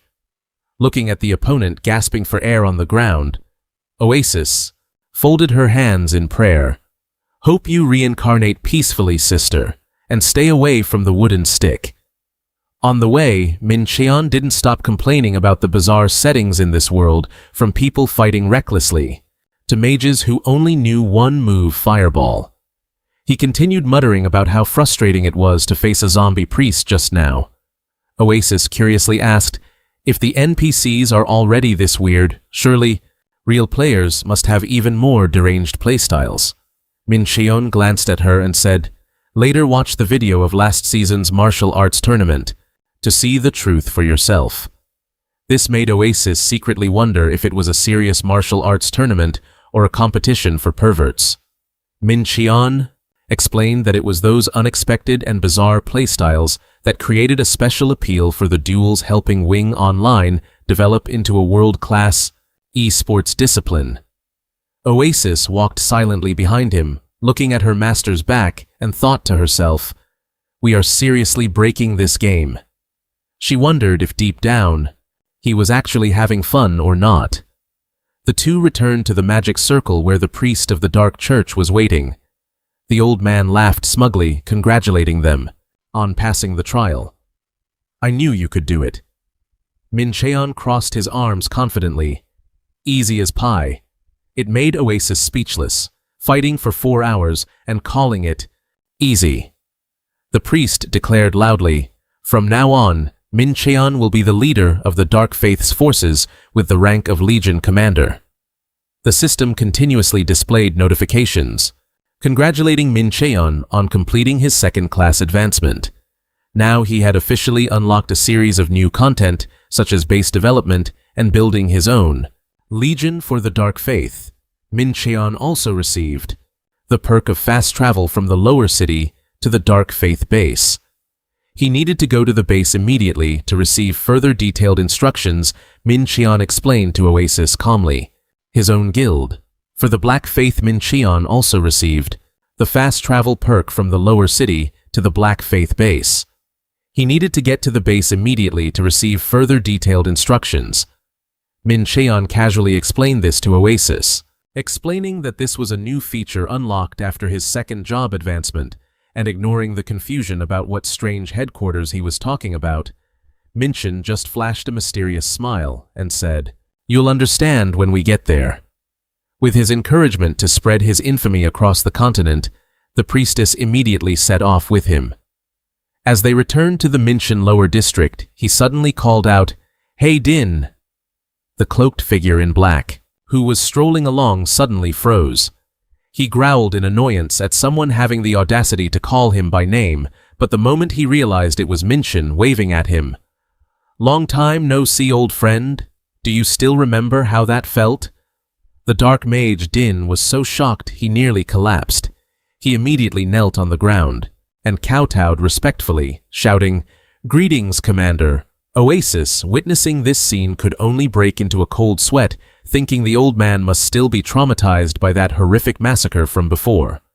Wasting no time, Min-cheon got straight to the point and asked Din to lead the way to the Black Faith base.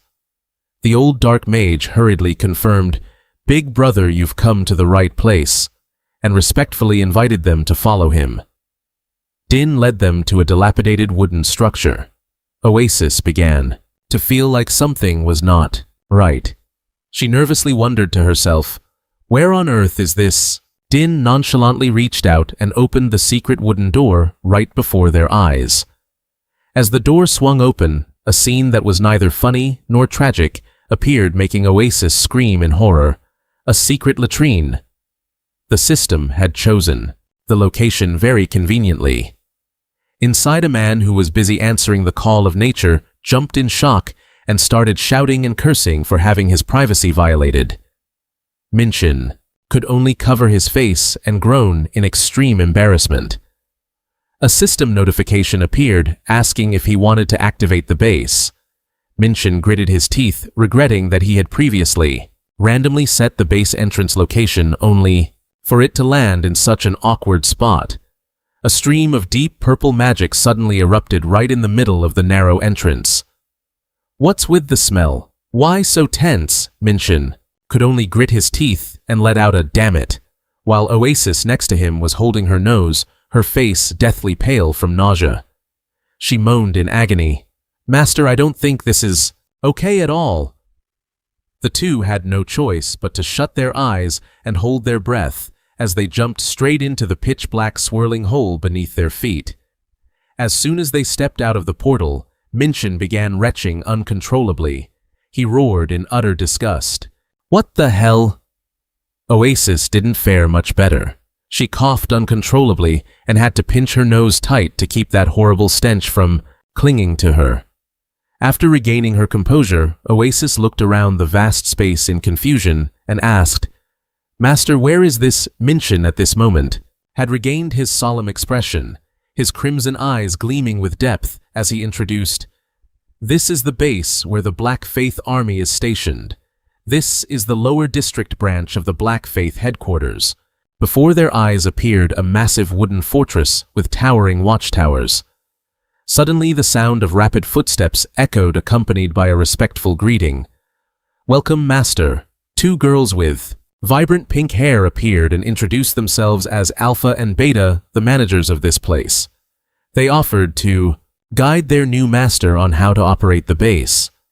Even though he secretly admitted he had forgotten almost everything he had created, Minchin still nonchalantly nodded. Sure. Well, he would just nod along and see how things went. Following Beta's invitation, the two began to head deeper inside to learn the basics. Beta explained that this base was only one of many locations of the Order across the land, and the revival of this desolate place depended entirely on Minchin. She introduced him to the golems, loyal creatures dedicated to gathering woodstone and iron ore to develop the base. Even though there was only one golem for now, Minchin could invest to accumulate more, whenever he liked. Hearing the word invest, Oasis was still quite confused. Beta clarified that Minchin needed to accumulate a lot of gold, and especially infamy points, to upgrade facilities and build an army. Only then did Minchin smugly ask his associate, "Now do you understand why I need such high infamy, Oasis?" It dawned on her, and she cheered with excitement upon learning that infamy points could also be used as a currency to buy items. This is where you can recruit troops for the Dark Order. However, besides needing to accumulate enough infamy and gold to build the army, you will also need a certain amount of time for them to assemble. Looking at the small creatures before him, Minchin silently evaluated. So, at level 1, there are only goblins. Even though they are small, they are effective minions. You can send your army out to conquer, send them to clear out dungeons, or even command them to rob players and ravage villages.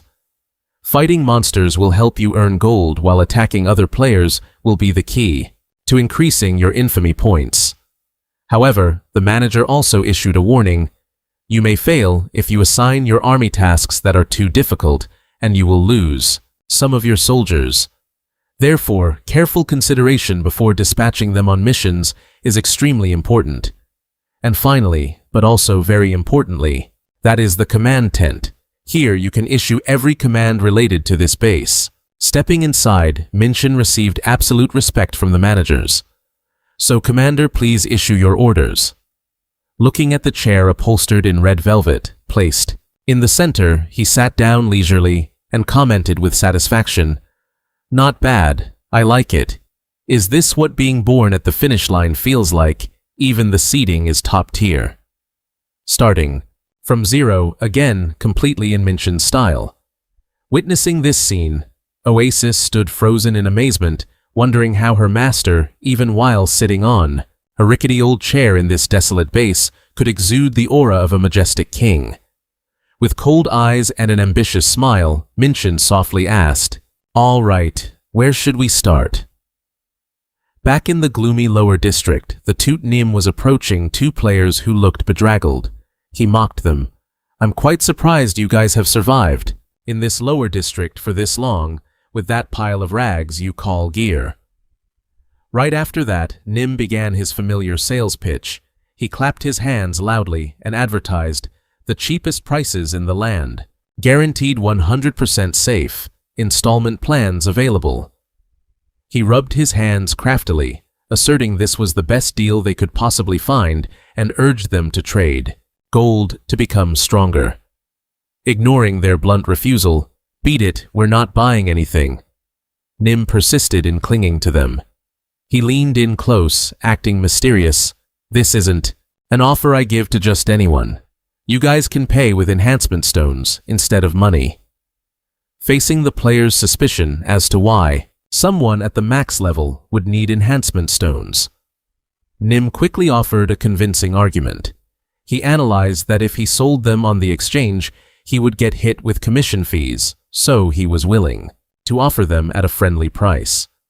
Seeing his prey starting to waver and admitting they had hoarded a few in their storage, Nim added, "Anyway, you guys aren't using them anyway.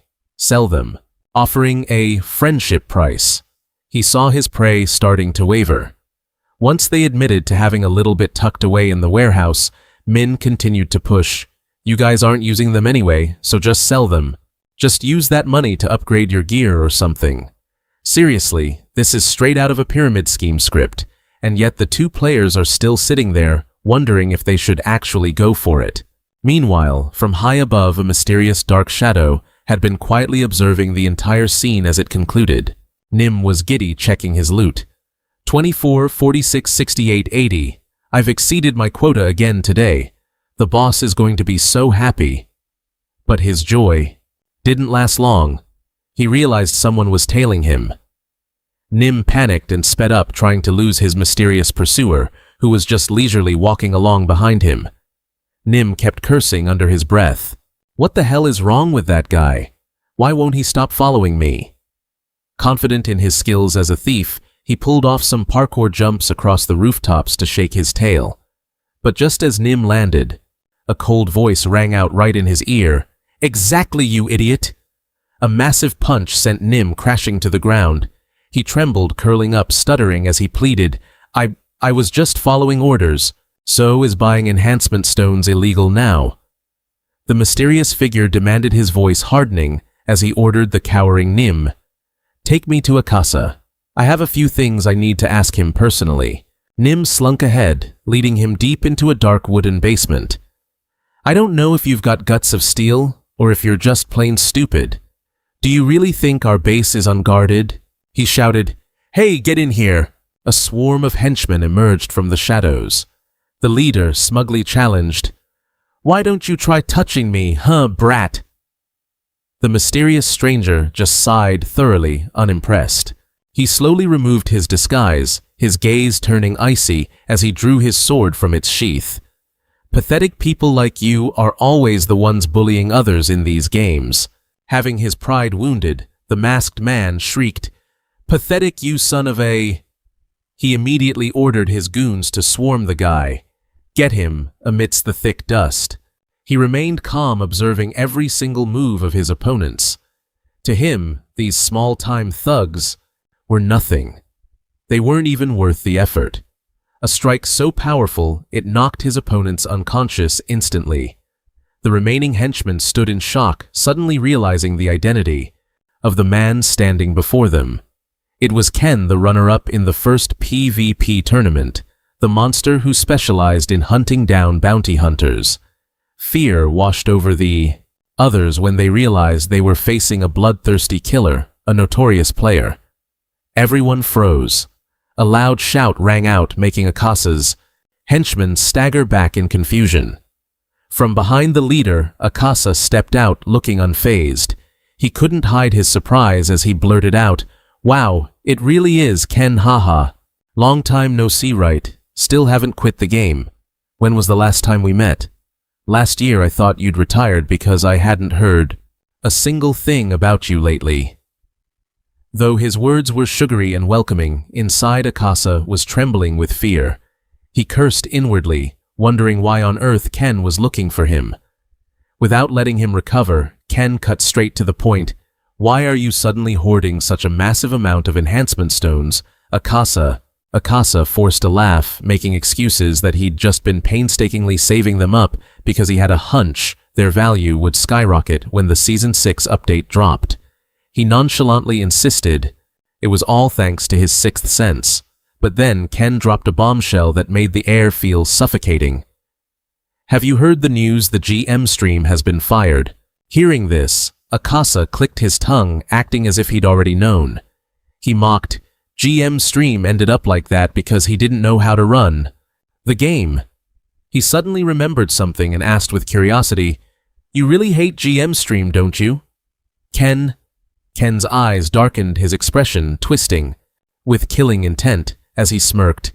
I don't hate him. I loathe him. If I could, I'd kill him with my own 2 hands.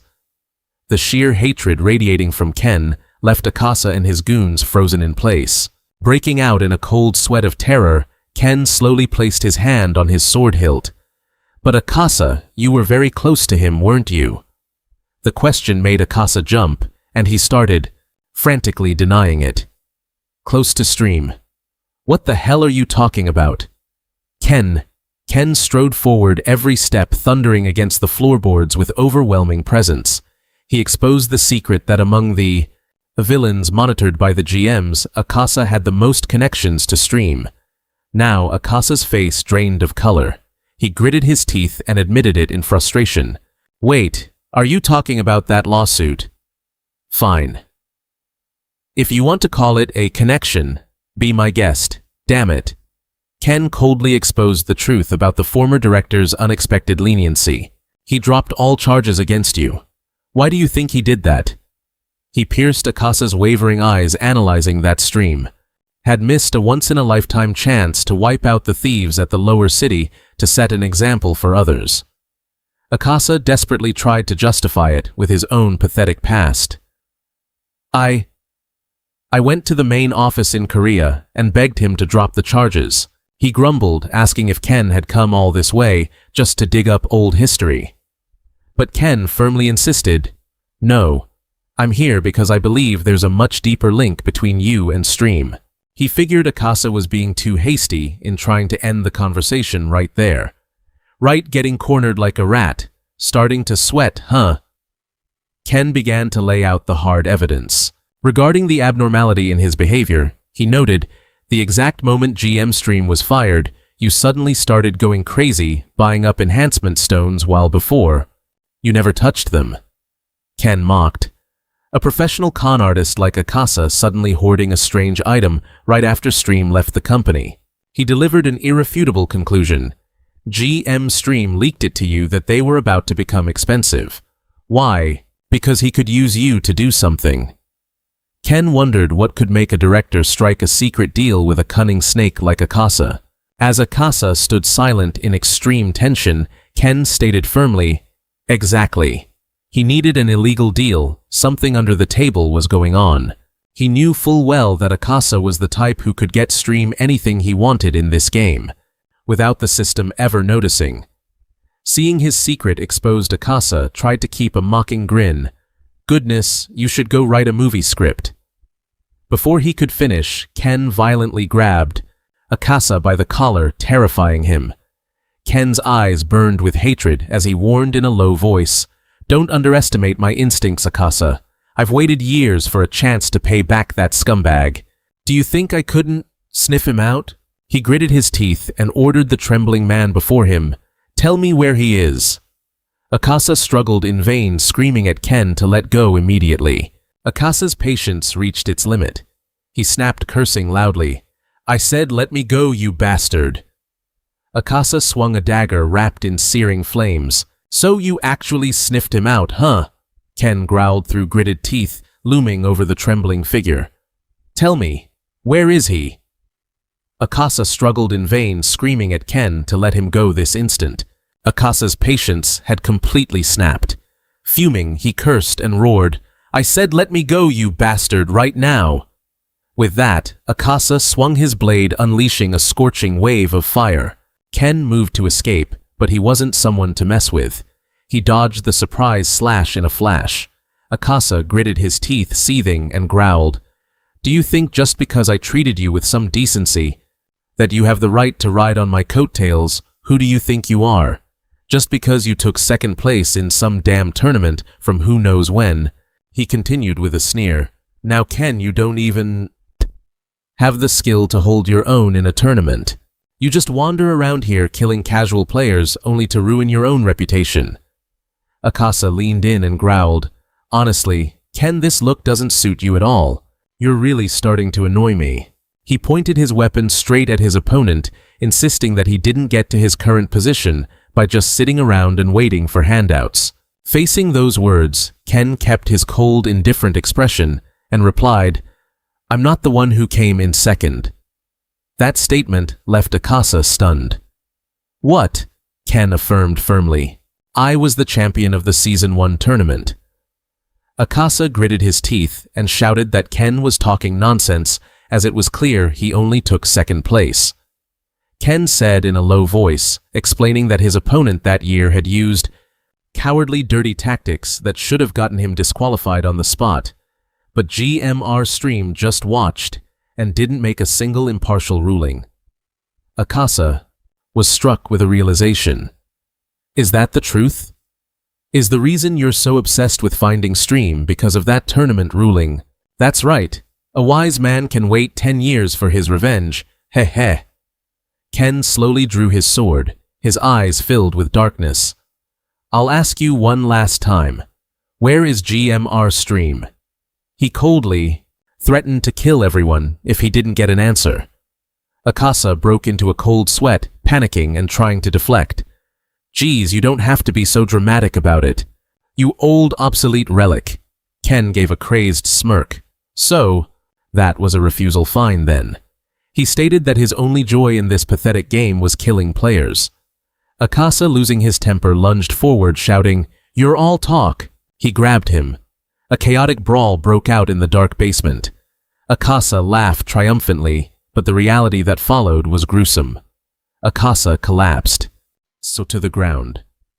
His body began to glitch and slowly dissolved, looking at the horrific scene around him, filled with players who could no longer resist. He trembled and gasped his final words. "Are you even human?" Ken loomed over Akasa, his voice cold as ice. "Tell me, where is GMR Stream?" He threatened that if the other didn't spill the beans, he would hunt him down until he did. "And I will kill you again and again. Time after time. Every time you set up a shop, I'll come and wreck it. Every time you establish a new base, I'll find you and kill you." His eyes blazed with cruelty. "I'll make it so you can never do anything in this game ever again. I wouldn't mind doing that at all, you know that, right?" Akasa, who could possibly keep up with him? Ken looked down at the defeated man one last time with immense pressure. "This is your last chance. Where is GMR Stream?" Shortly after, the scene shifted to the VR world lobby, where Min Cheon stood amidst brilliant streams of digital data. Watching the digital fragments swirling around him, he thought to himself that everything was going exactly according to plan. Min Cheon understood the coming danger, but as soon as wings started to collapse, those at Naipan would start suspecting him. To avoid being detected, he told himself he must ensure that no one could connect his identity to the character Fimbo. The first step in the plan was to change his IP address. Min Cheon manipulated the control panel to make it look like he was back home, just as he had told Shinji and Dongha. He planned to connect wirelessly to his home computer, so his main account and Fimbo could be online at the same time. If he could create a login log showing both accounts online simultaneously, Min Cheon would have a perfect alibi. However, Naipan had blocked all remote access and prevented multiple accounts from running at the same time, causing the system to show access denied.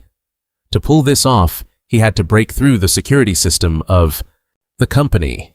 Even though he knew every security flaw, this would normally take weeks. Min Qian smirked confidently. This was child's play for him. Plus, he had one of the world's best AI systems as his subordinate. Oasis immediately appeared in AI form to assist him in the infiltration. The Oasis system quickly reported, "It's done, master." Min Qian was satisfied. Good. It's time to take my main account out for a spin. He decisively pressed the game's start button. A surge of energy transported him back to the virtual world in a completely different appearance. He was a warrior, clad in splendid white armor, with the username Anchovy, belonging to the Paladin class, having reached the level cap of 90 along with top-tier gear. In the Langthang Yu marshland, a massive entity suddenly emerged from the still water. It was Gulas, the master of the swamp. It roared in rage, "Who? You who dares to wake me?" But the only answer to that aggression was a resolute step from the paladin in shining silver armor. With one sharp sword strike, the monster died without even knowing who it had crossed, dying just that fast. As the giant corpse hit the ground, he casually asked his partner, Oasis, "How much more experience did I get, Oasis?" Oasis reported that each one taken down only brought in an additional 519 experience points. Looking at the meager number, Min Qian in his Fimbo persona standing beside him pondered, "The level gap between us is too big now.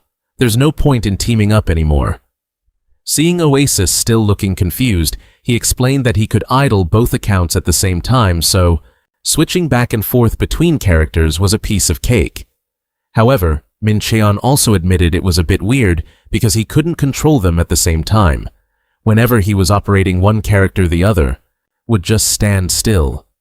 Even so, Min Qian affirmed that as long as the login history showed both accounts online for a while, at least Naipan wouldn't suspect that Fimbo was him. He smugly declared, "Truly a perfect alibi." Suddenly turning to Oasis, Min Qian instructed, "Oh, and by the way, I need you to buy me a plane ticket." The AI couldn't help but wonder, a plane ticket? Where to? Min Qian told Oasis to prepare for a trip to Bali in 3 weeks right before the Season 6 update launched, not forgetting to remind her to get a round-trip ticket. With her master constantly switching characters back and forth, Oasis could only scream in frustration, "Please just pick one character and play." He could only scream in helpless frustration. Just pick a character and play, for God's sake." When she asked why he suddenly went to Bali, he calmly replied that it was just for some business, and incidentally, to meet someone. After testing the multi-account system, Min Che-young gave the character a command. The knight stood still and turned to ask Oasis, "Want to go grind for some more levels?" She excitedly agreed right away. Just as they were preparing to head out, a message notification suddenly lit up. Min Cheon had to pause, wondering what it was. It was a message from Akasa asking if Finbo was online. Min Cheon coldly replied, "What do you want me to pay you back?" But Akasa's answer was completely unexpected.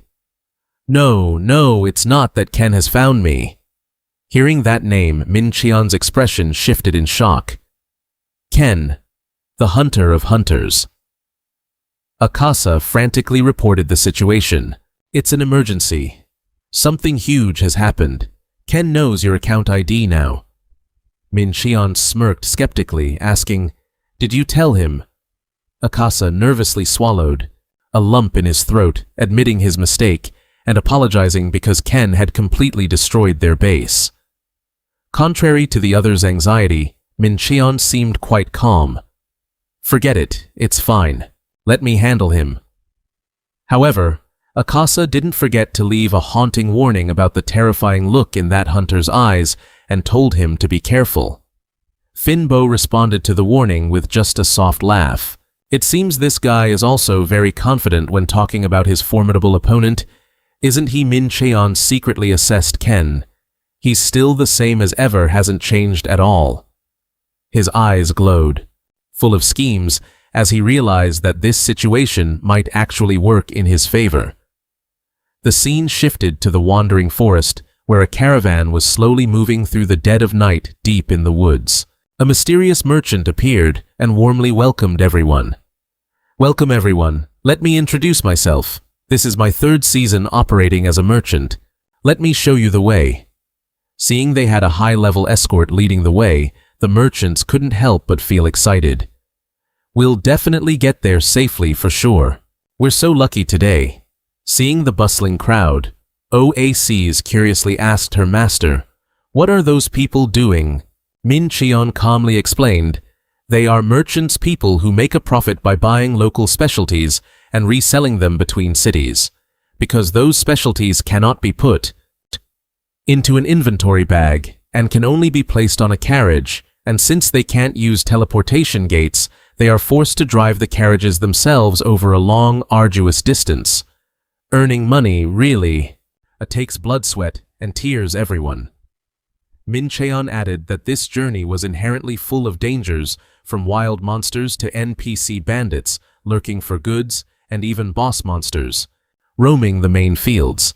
Therefore, merchants often gather once an hour to travel together for safety, and the person with the highest level or experience is chosen to lead. The guild leader Vongyak announced, "All right, we will travel east to the city of Terra. To get there, we must pass through the wandering forest." He warned everyone not to panic if they got lost in the covering fog. They just needed to send him a private message.